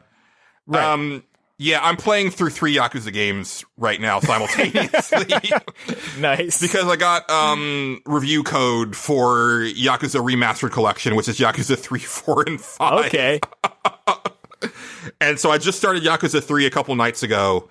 And I will say, obviously, I'm going to review it later, but my review is going to be more focused on like the quality of the ports, basically, how they play today and everything. But I will say that it's interesting because these are just straight up like remasters of PlayStation 3 games, as opposed to Yakuza Kiwami 1 and 2, which were complete like from the ground up remakes. Okay. Right. So they are very dated, and it's kind of interesting to go back this far, having played only the modern versions of these games. And I gotta say, because we were talking last episode about how, like, in the fiction, Kiryu doesn't kill people, but then in the gameplay, he totally does. Yeah. Dude, in Yakuza 3, when you beat a guy down, he goes down to the ground, and then a pool of blood comes out of him like a Resident Evil zombie. And it's like that. There's no disguising that. That dude dead. Yeah. Yeah, that's how you know they're dead in Resident Evil. That's the sign. It's the exact same thing. I was like, okay. That's awesome. Yeah, I really don't have much to say about it other than the fact that, hey, guess what? There is a murder, and there's some land involved, and a lot of money. Mm-hmm. And I'm pretty sure... I've never heard... Man, that's a really unique concept I've never heard before. Now, I'm only in chapter 3, but I'm going to hazard a guess that the government is involved in a shady way at some point. No, that sounds too far-fetched. You think so? I don't know. Yeah. I really... I'm going to put some money on this, that there's probably some sort of, like, minister or something involved in some shady land grab deal. I mean, you're shooting for the moon on this one. I'm just going to tell you outright. Like, I was playing, like, I literally was like, seriously? Again? That's probably what. You're probably right. They probably rehashed that storyline a lot, and yeah, if it works, I guess if it ain't broke, don't fix it. I don't know. But I guess they ain't been fixing it for 7 games. No, they gave up on that. I guess it's fine though, and it's still Yakuza. It's good. Exactly. It obviously doesn't play as well, but it looks probably as good as it can. And, these were PlayStation 3 games, and it's notoriously difficult to go back and play PlayStation 3 games without a PlayStation 3. So I'm glad that they went ahead and did this, because now you can have the entire series on one console, and I really dig that. Right. Yeah, it's really good. Yeah. I've got other stuff, but I just wanted to shout that out really quick just because it was so funny to me. No, that's funny. Yeah. No, I'm glad you did. Oh, you can. I'll bring up my stuff later. You can jump in. I'm sorry. I just want to jump in with that real quick. I thought you were going. Yeah. I was like, go ahead, man. You have the floor. All right. Well, okay. Well, last time I was playing through Saints Row 3, I wasn't quite done with it. I finished that. I was like, I didn't even realize how close to the end of that game I was when I was talking on the show. I think I beat the game that night. It wasn't even that much longer. Saints Row 3 is still really good. Yeah. I still like that game a lot. So after I was done, I decided I didn't quite have my Saints Row fill yet. And I was like, you know what? Saints Row 4 is still on sale. I'm just gonna buy it for Xbox and get the achievements for it, because I never played it on Xbox, played it on PlayStation 4. So why not? Booted up Saints Row 4. I still like Saints Row 4 a pretty good amount. I will say, early on in that game, I remembered exactly what turned me off of it the very first time. I think I've said that on the show, that it was a game that I didn't like the first time I played it. I hated the platforming. The early platforming is really kind of obnoxious until you start to build your character up a little bit more, and then the powers become a little bit easier and start to flow into each other, and you start to run up walls and stuff like that, and then the platform becomes a breeze. It's an absolute breeze after that. But at first it's I guess you just jump to this platform, wait till they land, and then climbing those towers, I forgot all about that aspect of the game, and I was like, oh god, I hate these stupid towers. I was so glad to be done. There's only 4 of them, but yeah, I was glad when they were done. I will say, I think I said this last episode, I still like Saints Row 3 a little bit better than 4. I think 4 is its own thing, and I think it definitely went a direction that it probably needed to go, or else it would have just been another Saints Row game. Yeah. It needed something to differentiate itself, and I think adding the powers and doing the whole thing that it did, I think it did a good job with that. It's a cool, makes you feel like a superhero. Another problem I have with it is some of the fights in it. When you get to one of the bigger enemies, they all have the same powers as you, and those fights are kind of annoying to me, because it's basically your enemies can jump the same as you can, so they just jump all the time. And then you have to wait for them to hit the ground, and then you're tracking them down on all these buildings and stuff, because it's the same map from 3. They just kind of reused it. And I was like, sometimes this shit gets really annoying, because I'm just jumping all over. I'm losing track of where they're at. You still have to shoot them to kill them. You have to hit them with the power to knock the shield off. It's the whole thing. But and then having to do the little quick time thing to actually kill them. Yeah, you do the that's easy. You just mash thing. buttons. Yeah, you just mash buttons. You go inside them or whatever. It's cool. The storyline and the quests are really awesome though. They're really over the top and fun. What's her name? I always forget the girl's name. Kenzie? When you go back, no, not her. Not Kenzie, the other one. Shaundi. Oh god. Shaundi, that's it. I knew it was an S name. I couldn't remember what it was. Shaundi, when you do her quests, it's pretty fun, because it calls back to Saints Row 2 in a really fun way, where Stoner Shaundi shows up, and there's a lot of little fun things like that. There's the mission I think we talked about last episode, where you basically go into Keith David's memories and relive They Live, the movie. So good. That part's fantastic. That game is so absurd in a delightful way. Even the very beginning, where they basically, in as many words, basically say hey, we decided to stop being GTA, and we decided to be something different, and we're better for it. And just so many zany little things. I love when it turns into Streets of Rage, for a mission when you try to get Johnny Gat back. Yes, that part is fantastic too. And all of the Mass Effect style like romance options where it's just really like dumb on purpose and that game is just so fun. It's a romance button. Yes. Basically. You just press the button and romance the character. It's really stupid and fun. Yeah. I had a good time with it. I will, another criticism I have, and this is a little harsh, but not really. I don't like the way that game looks in comparison to 3. 3 has like a little bit more like vibrant look to it and feel. Yeah. And it's by design, but I understand, but it is. But at the same time, it doesn't look great. Yeah. I was going to say, I know exactly why they did it. I know exactly what they were going for, but like the color scheme is just like, well, everything's red now. Like, and it's always at night. And it's like, I know why you did it, but like, I feel like it just kind of takes some of the personality away from it a little bit. No, you're right.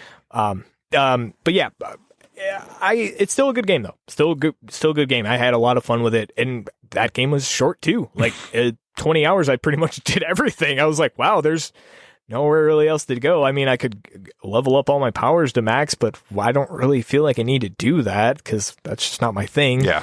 So I was like, well, now what else do I play? So that's when I picked up The Witcher, like I said before, and then I was like, it started out as, we're doing this top games of the decade thing. I should play through this. I'd only want to play through a little bit just to kind of refresh my memory so I can probably put it at the number 3 slot, and then it just grabbed me in a way I did not expect it. And I was like, oh my God, no, this game is number 1. Like, it just is. And yeah, I like the fact that you were just like, hey, let me just go like play this for a little bit. And Garrett was like, hey, Justin, just keep doing it. Just keep doing it, Justin. I mean, that game has a way of just like going from one thing to another and chaining things so well that you're just like, well, I gotta keep going here because obviously I want to find out what happens or whatever. And yeah, it's a crazy how it's designed and really perfect in a lot of ways.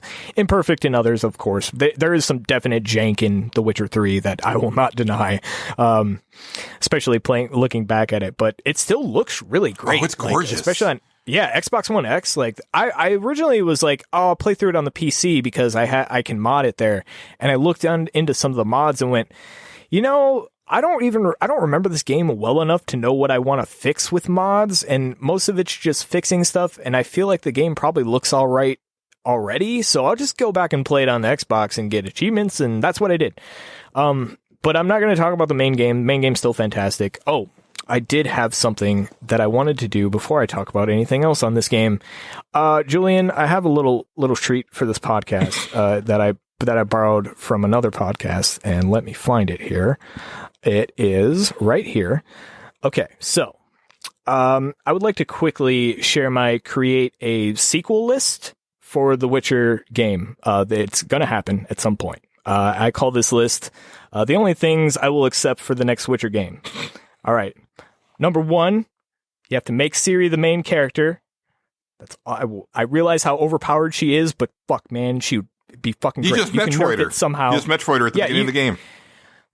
Well, no. When you play as Ciri, her mechanics are so much fun because they're so dodgy. Like when a guy I had so much fun. Like when I'd get up against shield guys. Geralt with shield guys, you have to parry them to open them up, and that's almost the only way you can do it usually. At least in the way I play. When I was Ciri, I was like, okay, teleport behind them and then slash them. I was like, oh, this feels so good. It feels so character action-y. I loved it. So I was just like, you could do that. You just have to build the game around it. Build the game around it or make the threats bigger. Yeah. Like that's the other way you could do it. But yeah, and she's such a fantastic character. It'd be such a breath of fresh air for that series. Okay, my number 2 is interesting. Hear me out here.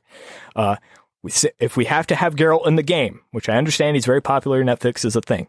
You can go either 2 routes. I'm gonna let you be able to pick which one, but I want Yen and Geralt buddy cop game. I want to play both of them. I want them both on quests together and giving each other shit the entire time. Or you can have Triss and do that whole thing. I'm sure they have a dynamic as well that I'm unaware of.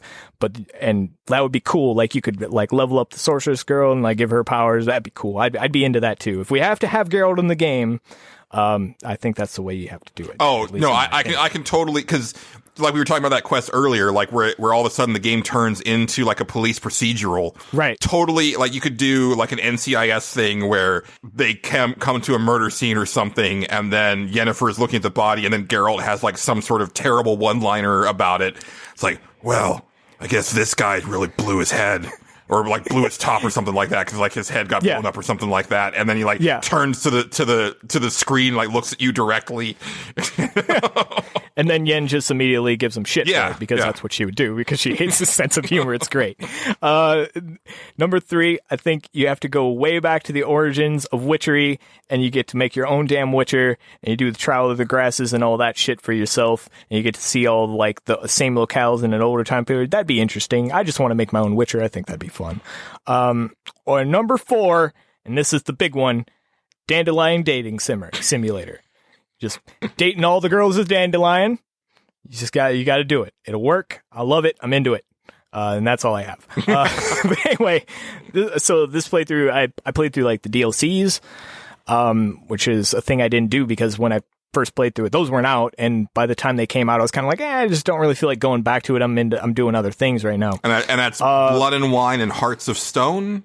Hearts of Stone is the first one, I believe, and it's basically, it takes place in Novigrad and Velen. Like, it takes place on the original map. I'm not sure if it adds anything to the original game or if it just uses places that weren't used already. Well, I was 100%. Because I was concerned about it because I started getting those quests unlocked, fairly early in the game.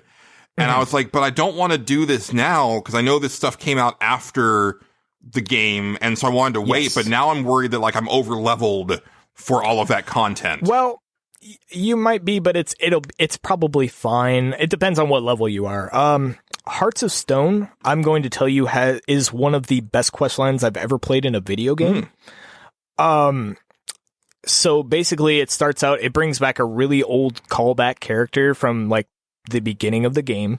And I was like, oh, that's really interesting. It starts out really innocuous. Like, you get this contract, you meet a guy, he's sort of mysterious. You're like, I don't know what the fuck's happening here, but this is weird.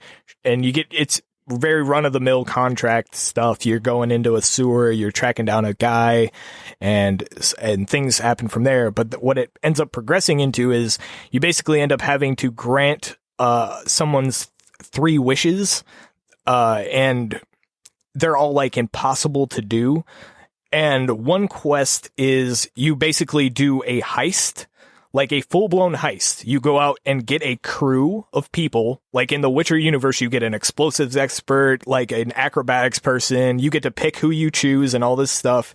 It's really cool and interesting. And then like it has some twists and turns along the way, as like any other heist thing would. That quest is pretty cool. The one I fucking love though is you play as Geralt has to give this guy a goat who is a ghost. He's a dead person. The time of his life, as it's described. You have to give him the best time he's ever had. But he doesn't have a body and he can't leave. So his only way out is he has to possess Geralt. So you get to play as Geralt, who is basically now possessed by a ghost, and you get to choose options as the ghost as to what they say. He's a completely different character. So it's Geralt's voice actor, very, dry, monotone, but he's giving these like not Geralt sounding lines, very poetic sounding lines and very over the top and theatrical. And it was super fun. And you're at a wedding of all places, just going through and doing all this stuff. Like you're chasing pigs and stuff like that. And when he walks, he has his hands on his hips, and it's entertaining as all hell. That reminds me of when you get drunk with the other Witchers, which is my favorite part of The Witcher 3. It's very similar to that, but I will say it's way more entertaining. Nice. This one I laughed so hard at it. And the last quest is really, really, really good. It reminds me a lot, and this is a weird one, but it reminds me up and down of Silent Hill. Ooh.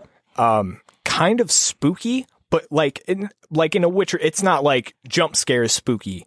It's very like you get to parts where it's just like, this is creepy as all hell, and it's made that way because basically you're just going through like this haunted mansion type thing, which is, that's a Witcher thing. You just go into haunted places and figure out what the hell's going on.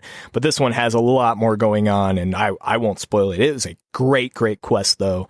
One of the best I've ever played. The conclusion was awesome. Fantastic. Can't recommend it enough. Then the other one, Blood and Wine, is basically adds a whole new world. And it's basically like, I want to describe the world. It's Toussaint. It's very French based, but I more look at it as like Europe's greatest hits because like that's kind of what it reminds me of. Like there's like people with like very clear Swedish accents, and there's like a lot of fairy tale stuff going on. There's the architecture reminds me a lot of Italy with like the white brick and stuff like that. But the soundtrack is very French focused. Like an accordion will kick in on occasion. I really love that stupid accordion. Every time the first time it happened, I was like, oh, that's really cool. That's an instrument I wouldn't have thought of, but that's awesome. The quest itself, the whole line is really interesting. It's Witcher 3 on opposite day, like, because everybody seems to hate you in Witcher 3. Like, they just all look down upon you. They're like, this fucking Witcher, he doesn't know shit or whatever, until you do something to help them, and then they're a different story.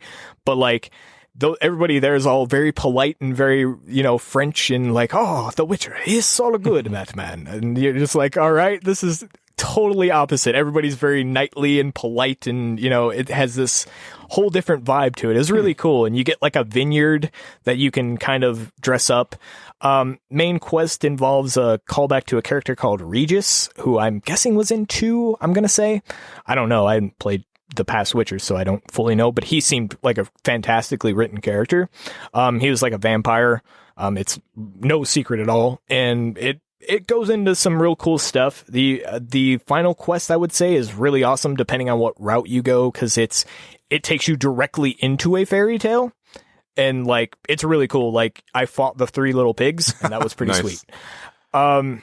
One thing I learned about from PlayStation Access is apparently like one of the early Witcher 3 trailers before the game came out actually sets up Blood and Wine, which I thought was really neat. Like, so they were clearly like planning that story like from the outset, and I was like, oh, that's cool. And it is, I would say, the ultimate conclusion to Geralt's story. And that's why I said I don't want another Geralt game, because his story in this one concludes so, in my opinion, decisively. I know you could definitely, he's back in the shit again or whatever, but yeah, I mean, my ending was like Geralt and Yennefer just kind of like lived their days and in peace, and I was like, okay, yeah, that's exactly. I don't need more of this, even though I loved it. Blood and Wine goes into exactly that. Yeah. Like it's really cool. Like it's kind of a setup to that exact ending. Like it's kind of the interlude to it, and it's really nice. I enjoyed it a lot. I would say Hearts of Stone, like I said, questline wise, I think it was a little bit better, but I still enjoyed the overall aesthetic and just the breath of fresh air that was. And before I end talking, Gwent, I fucking love Gwent now. I don't know why. I fell in love with that shit to the point where I'm like, man, when this comes out on the Android phone, I might get it and play it, because they don't support it on console anymore. Well, it's still there. But there's that other game that came out like a year or 2 ago that's it's like a full on like 50-hour RPG, but all of the combat is Gwent. I forget the name of it. It might be the online thing that's just Gwent then, that they don't support anymore. I'm not sure. Well, because they released Gwent, but this is a story-based thing where the combat happens to be Gwent-style card game. Okay. And it's supposed to be excellent. You're not playing Geralt, you're playing somebody else, but it is in the world of The Witcher.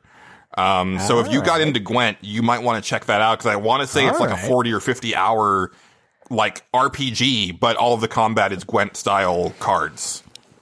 Did you that sounds fantastic, by the way. I'm going to look into that. Cause that was like the one thing in the game that kept propelling me. I was like, no, man, I got to be able to build all these decks. I got into my whole Magic the Gathering thing. Like I can break down what's good in Gwent by like numbers and stuff. I'm like, nah, man, if you're playing Novigrad or, Northern Realms, you're doing it right, because that has card draw up the ass with the spy cards. You got to have that card draw.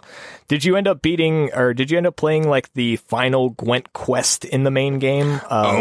There's like a big tournament. I couldn't. Oh, man. I did like maybe 3 games of Gwent, and I got annihilated every time. And I was never able to wrap my brain around the game. I'm kind of that way. Like, I never really understood how to play Triple Triad or Tetramaster either in the Final Fantasy 8 and 9 games. So yeah. I end up applying like a lot of Magic the Gathering knowledge where I'm just like, okay, card advantage is super important. Cards in hand are pretty much more important than power on the board. So you just I'm not going to get into all that. That's way too complicated. But yeah, like I was like, this is surprisingly deep for a fucking card game in a game. Yeah. I was like, this is insane to me. Like, and they even add like a new set in Blood and Wine, and it's actually pretty cool. It has like a really busted card in it, and they make you play as that set in this tournament, which is interesting because it was hard to get used to because they don't have any card advantage. I didn't like that. But anyway, yeah. Witcher 3 still fantastic. So, and the DLCs were really Let fun. me ask you, what time commitment are we looking at for the 2 expansions? Let's see. Hearts of Stone, I want to say is like 10, 15 hours. Okay, that's not bad. It's not bad at all. Yeah. It's a main quest line. You like I said, you try. It's like 3 quests, a finale, and then like the pre-quest. And there's like a little romantic interest. Who I loved her. She was great. Her name was Shani. I found her to be one of the better romantic interests in the game. Period. I would have picked her if she would have been a permanent option. Like I would have been like, that's my girl. But anyway, what's the other one? Blood and Wine is a little bit more lengthy, but it adds a whole new world to go explore. Right. And you can probably mainline the main quest in a pretty short amount of time. I finished it just today, actually, and I was like, oh, it's over. Oh, that wasn't actually that long. But plenty of other stuff that you could have done. But yeah, there's a ton of side quests and stuff like that. It even has that point of like no return, like The Witcher has, where it's like, hey, if you keep going here, you're going to miss out on some of the side quests, so you can stop if you want and go do that stuff. But yeah, so I think if you look it up, it's like 30 hours or something to do everything in it. Maybe, but it's probably less time to actually just mainline through the main story if you want to do it that way. Yeah, because I am intending to go back and play through those. The only thing I'm worried about is that if I do that, I might end up like, oh, well, now I should just go ahead and finish off these hunts that I had open and then do this and that. And then, because I'm sure there was like plenty of like actual full-on quest lines that I missed. Just like you said, you missed the one with that that one Witcher that you find in the booby-trapped house. Yeah. Letho. Yeah. So I'm sure there's stuff like that I didn't see. And yeah, there's definitely a ton of contracts. I was just like, I'm not going to do that. There's a couple quest lines I looked up that I was like, oh, I didn't see that, but maybe next time I'll get around to it. And I was just kind of like, at the point where I was at when I was like, I'm just going to go do the DLCs. I'm kind of like, I'm ready for this to be done, but I really want to see this stuff. Not Hearts of Stone. Hearts of Stone was fantastic. That was like right toward the end, and then I went to play Blood and Wine. I was like, all right, now I'm kind of ready for this to be done, but I want to see this through because what I've played is really good so far. So, and then I did. But really good DLC. Some of the best, like, honestly, for DLC, like, for it to add as much as it did is really awesome. Like, it's fantastically done, and some of the best, like I said, Hearts of Stone is one of the best quest lines I've played through in a video game, period. Like, it's so much fun. Yeah. I'm trying to like maybe work through some backlog stuff this year because, like I had said, I'm just like I'm only buying like 5 games like full price at launch, and it's kind of a slow year anyway because I think we're in a weird like holding pattern where we're waiting for new consoles, and we're also waiting for, I guess, E3 announcements. Although it seems like there's not going to be a lot, but for me, it's like there's nothing this year that I'm even like going to be playing until Doom comes out at the end of March, but then Final Fantasy comes out immediately after that. But then there's nothing until I think summer. So like there's definitely going to be times where I can just like kind of go back and play some stuff. And I think what I'm going to do is like I want to play like through like maybe Uncharted 1. I'm just going to like put it on easy and just blow through it just to experience it. And I want to play like Gears of War 4. Just like some of these like games where they're not that long. They're franchises that I am interested in playing, but not like chomping at the bit to play. Right. But it seems like a good time to do it. And I am working through Dragon Quest XI right now, and I'm not going to talk about it this episode because again, I'm probably going to be playing it for the next couple episodes. Makes sense. And we talked a lot about it already. Exactly. Too, so. Now I will, because we had talked about it last time, and we're going a little long, but I did want to talk about this a little bit because we were going to talk about some anime Oh yeah, Justin, absolutely. are you a Dragon Ball fan at all? Dragon Ball, any of it, like the original. Any of it. Oh yeah, it's pretty good. Because I'm a big Dragon Ball fan. It's a great series. I've watched everything except for GT, and I actually do want to get the box set for GT just to finally watch it, even though I've heard it's terrible. Right. But I bring it up because I finished Dragon Ball Super since the last time we recorded. I'd been working through it. I don't know if I'd talked about it on the show at all, but I've been working through the box or the Blu-ray sets, and then I'd gotten 2 of them as a gift for annual gift giving season, and then it turned out there's only 1 left, and like I finished it. Overall, I really enjoyed it. I like the fact that it goes back to having like Dragon Ball style humor, like from the original Dragon Ball series. It's kind of nutty and wacky that way. It's not quite as serious as Dragon Ball Z was. And turns out that Vegeta is like a kind of an awesome dad and husband. And it's really funny to see like that character growth, when his daughter Bra is born, like just the way that he's acting, like he's still trying to be like the gruff, aloof Saiyan prince, but at the same time, anytime that somebody makes her cry, like his power immediately goes up. And like, is something wrong with you? He's like, no, I'm fine. And then, you know, like he actually like changes her diaper real quick, and it's like, oh, he's actually real. Like you're like, oh, he did this with Trunks too. That's weird, but okay, like real fun stuff. Right. I will say that like the power creep is insane in this in this version. Like Goku has not 1, not 2, but 4 new transformations in a 130 episode arc. Yeah, he has like what? He has Super Saiyan Blue. No. He goes Super Saiyan God. Then he goes Super Saiyan Blue, which actually in like Dragon Ball FighterZ they call it Super Saiyan God Super Saiyan, which just get the fuck out. Yeah, I remember that. Yeah, I remember hearing that. Then he goes into Ultra Automatus Ultra Instinct. Is that okay? I was going to ask if that was because the one I remember, and this isn't where I left off. I've seen more than this, but I kind of see it in like pieces on TV sometimes. Yeah. So I remember like he fought Hit in like the early parts, and like he uses Kaioken stacked on top of something, and I was like, that's interesting and a thing that I wouldn't have thought to do, and that's a cool callback. I thought that was pretty neat. I actually liked Hit a lot. I thought Hit is one of my favorite of the new characters. Yeah, he was awesome. But in the final arc, he goes to Ultra Instinct, but then he goes into, they don't really give it another name, but it's like the full version of Ultra Instinct. So it's like, God, oh come on. Yeah, I remember Ultra Instinct. I remember seeing that episode, and even Vegeta goes from like Super Saiyan to Super Saiyan Blue, and then he goes into like some sort of weird, like he goes past Super Saiyan Blue, but they don't have a name for it. They're just like, oh, Vegeta like broke his limits again, and it's like, guys, come on. Like, hey, it's never enough. They gotta, I don't know. They gotta find a way to do it somehow, I guess. You can't, you get to a point where you almost, I think that's kind of the joke of One Punch Man, is like, it's a guy that's just ascended like nobody's more powerful than him, so he just beats everything in one punch, and every fight's boring to him. So like you can't get that way in Dragon Ball Z, so you have to keep upping the ante every time. So. And it did get a little bit annoying because the final guy Jiren in this one, he's literally like impervious for like almost the entire thing, and then finally like Goku pulls out this last thing and he's able to beat him, but it's like, man, okay, whatever.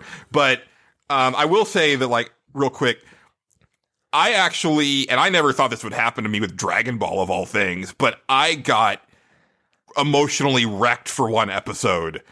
There's an episode where Master Roshi, minor spoilers, you think he's laying his life down on the line, but of course it's Dragon Ball and nobody ever is, dead. But just the way that he did it. And the thing is that I've been watching all of Dragon Ball subtitles. Like it's one of the few anime that I do not watch dubbed. Interesting. And so, but the nice thing about all the translations, they've been pretty consistent with like the dialogue and stuff like that. And so I don't know if this would be the same in the dub version, but he's doing this like final Kamehameha, and like he tells like Goku and Krillin, train well, eat well, rest well. And it's like, that's what he said to them when they were little kids, when he was training them. Right. And I was like, I'm just like tears streaming down my face. And I was like, what the fuck? I'm getting emotional over Dragon Ball. Nice. Yeah, Dragon Ball is fantastic. Yeah, it's really good. And then, speaking of tears, I didn't talk about this, but I watched this a while ago, but I watched the first season of My Hero Academia, which I really loved. It's rare for me to find new anime that I like. And I fell in love with My Hero Academia. The only reason that I haven't watched more of it is that the Blu-rays are really expensive. And really? Season 2, like, it's like split into 2 parts, and season 3 is split into 2 parts, and I hate that shit. Yeah. But one of the things that I really love, and something that is very rare, especially with Japanese storytelling, especially anime, is that Deku, the main character, cries a lot. Like, sometimes it's because he's sad, sometimes it's because he's emotionally overcome, like, just with, like, joy or whatever. But, like, in the first season, like, he cries almost every episode for some reason or another. And I was like, this is important. Cause like, even like here in America, like there's a stigma about boys crying, but that's like 100 times worse in Japan. You know, like I'll never forget like playing Final Fantasy 15 and like someone that's very important to Noctis dies and he's like kind of crying. He's not even really crying. And like immediately Gladiolus is like, get your act together. Stop whining. And it's like, dude, like, what the fuck? Yeah, give him a chance to grieve. Jesus Christ. Yeah. Oh, man. I've watched a little bit of Hero Academia, not too much, though. Like, that's another one where I like watching bits and pieces because Saturday anime night tends to be my editing night for clickbait. Gotcha. So I tend to miss a lot of stuff when it happens. But yeah, the parts that I have seen have been pretty interesting. Like, animation is really good. Yeah, seems really high quality. Yeah. Let's see. I went on a big anime watching spree. I tend to like a lot of the more one-shotty animes that are done in one season. Like I like a complete like story from here to end. Like once they start going on for multiple seasons, I get a little turned off. The only one in that respect that I want to go back to and watch because I've heard nothing but good things is Attack on Titan, because I remember when the first season ended, I was like, I don't understand what the fuck that was. And I thought that was the whole thing. Right. Like, but I not realizing it was going to go on for multiple seasons. And apparently it just keeps getting better and better. So that's one I should go back and check. I watched like 4 or 5 episodes of it. And it just didn't do anything for me. It's weird. It's real weird. There's a lot. Apparently it's one of those animes that as it goes, it starts to pick up steam. But yeah, I was kind of with you. Like, it didn't do much for me in the first season. I remember, like, when I got to the end, I was like, all right, whatever. I guess that's how it ended. And it wasn't over, apparently. I was the tip of the iceberg. Because, yeah, there's stuff that they hint towards in, like, the first episode. And apparently it's really cool once you hit the revelation point for certain things. And I'm curious to go back to it. Let's see. Animes that I watched Boogie Pop Phantom. That's still a great anime. I like that one a lot. What else did I watch? I kept giving the 3-episode test to a lot of shit. Right. One I only gave 1 episode, and it's called Goblin Slayer, and it's the most edgelord shit I've ever seen in my life. And I was like, I am not.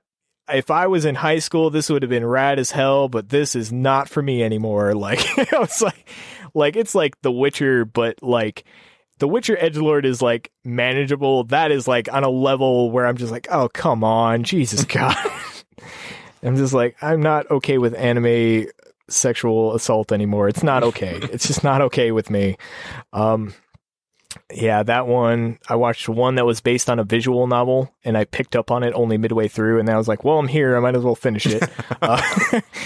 I was like Yumineko When They Cry or something like that, which had an interesting thing. It was like, basically it was like a murder mystery at first. And I was like, oh, this is really cool. Anime murder mystery, like almost like Knives Out sort of, nice. But anime. And I was like, this is cool. And then it kind of goes into some weird, it's an anime. So of course it goes very, very weird. And then, video game mechanics show up. And I was like, oh, this might be a video game. And then sure enough, I was like, oh yeah, it's a video game.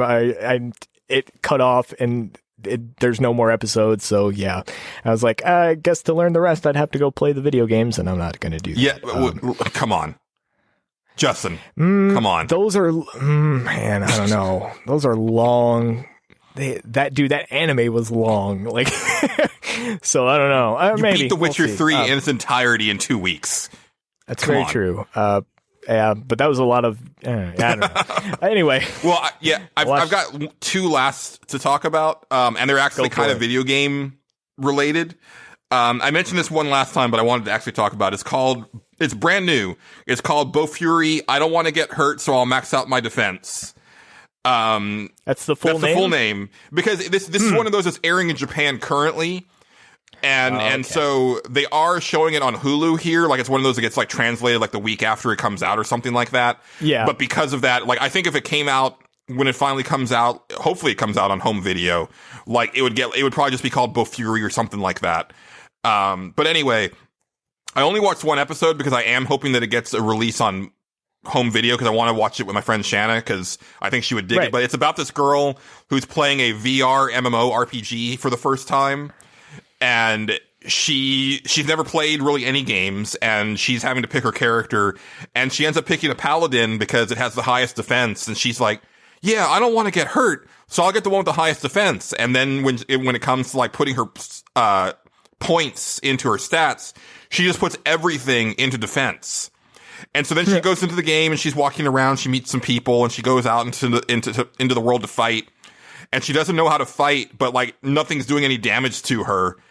And I think it ends up, like, dying just because of, like, not because of anything she does. Like, somehow it ends up just, like, dying after, like, hitting her so many times.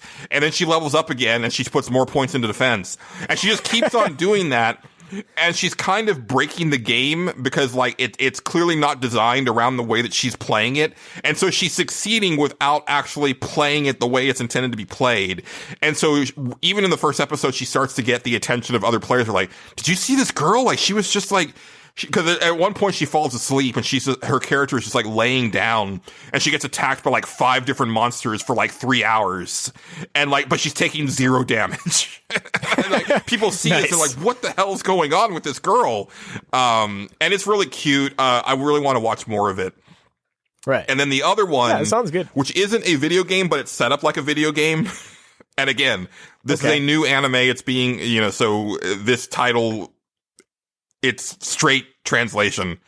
Cautious hero. The hero is overpowered, but overly cautious. That's an amazing. I hope they don't translate that at all. Please let that stay the name. That's amazing. So it's like the main character. Well, not the main character, but it's about this goddess who she's like a young goddess. And so she's been tasked to save this world, and she's able to summon a hero from real world Japan, or from the real world, and bring them in, and then she can, basically they're like her avatars, and like if they die in that world, like they don't die for real, they just go back to Earth. Right. And so she's going through her list of candidates, and she decides that, like, for some reason, like, people in Japan are just like, they're very easygoing about this stuff involving gods and other dimensions and stuff like that. So she always chooses from Japan. And so she finds this guy who, even though he's level 1, he's got these amazing stats, and she doesn't know why he hasn't been picked before. And so she brings him in, and she's like, hey, I need you to help save this planet and blah, blah, blah. And it turns out that he's like his one flaw is that he's cautious to a fault. And he's like, well, no, and he has all these, like, contingencies, like, well, no, I can't do this because what if this, or this happens? And so, like, she has, like, this, like, time dilation room, sort of like in Dragon Ball Z. And so he goes in there and trains, and he's like, don't bother me until I tell you to come in. And so he goes in there, and he, like, hits, like, level 15 or something in a really short amount of time.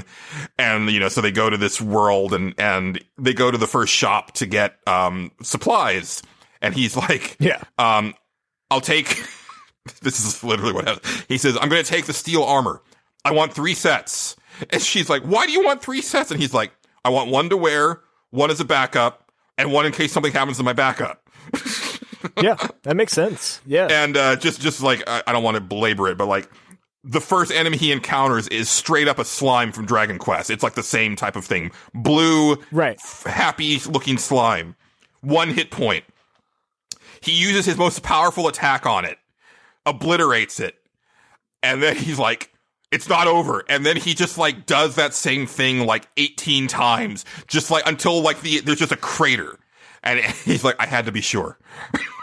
Right. And he's that type of character. And he's kind of a jerk. Yeah. But the funny thing is that, you know, normally in these type of anime, like the main character is like always ogling the ladies and super like, you know, like horny on main and stuff like that. In this case, it's reversed. The goddess is like totally enamored with this guy. She just like is like mentally undressing him with her eyes constantly. And he just is like, I can't be bothered. Like, I need to be like, there's danger at all turns. I have to be vigilant at all times. And she's just like, yeah, but what if, like, it's forbidden for a human and a goddess to have sex, but what if we did? That's interesting. Yeah, it's really good. And like I said, they're both on Hulu. I've watched a couple episodes of Cautious Hero, and I'll probably watch all of that. I'm saving Bofuri for my friend, but they're real fun. And again, like very video game inspired, which I dig. Interesting. Yeah. Yeah, for sure. Yeah, I've been checking out most of the animes I've been watching on like Funimation and Crunchyroll, because you can just kind of watch them for free with the ads on and stuff like that. So it's a good place to like test that stuff out. But yeah, I've been having hell, I'm kind of done with playing video games right now. There's one I want to play pretty soon here, but I'm kind of in a watching mood because after The Witcher, I'm like, I kind of don't want to play video games for a little bit. I need a mental break. So yeah, I might just watch some anime or something for a little bit. Yeah, see what happens. Yeah, it was real fun to go through all of, well, not all of, but like about half of Dragon Ball Super all in one shot. And you know, like I said, like it's been hard for me to find anime that I dig, but I've been finding stuff lately. Like I loved One Punch Man. I really enjoy My Hero Academia. So it's been nice because there was a good chunk there for a while where anime just seemed to want to be as crazy and poorly animated as it could possibly get. And I just wasn't down for that. Like I can't with Kill la Kill or, you know, like that style of anime. Like Gurren Lagann, just, no thank you. Kill la Kill I found entertaining to some degree, but I never got super into it. I found a lot of its concepts so over the top and stupid that I enjoyed it. Yeah. But like I did never enough to like sit through the entire thing. Most of the stuff I get into, like, and I've had to like look up, like most of the time I'm like, I want an anime that is like this anime, please make suggestions for me. And like they'll go through the list. That's how I found the one Human Echo thing. I probably am pronouncing that wrong, but it's based on the When They Cry series.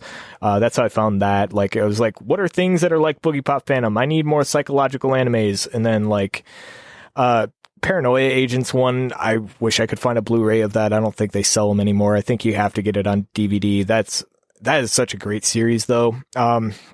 I love psychological shit. Mm-hmm. That's my thing. Like I have an unopened copy sitting over there of two animes I have yet to get around to. One's really old. One's called Lane.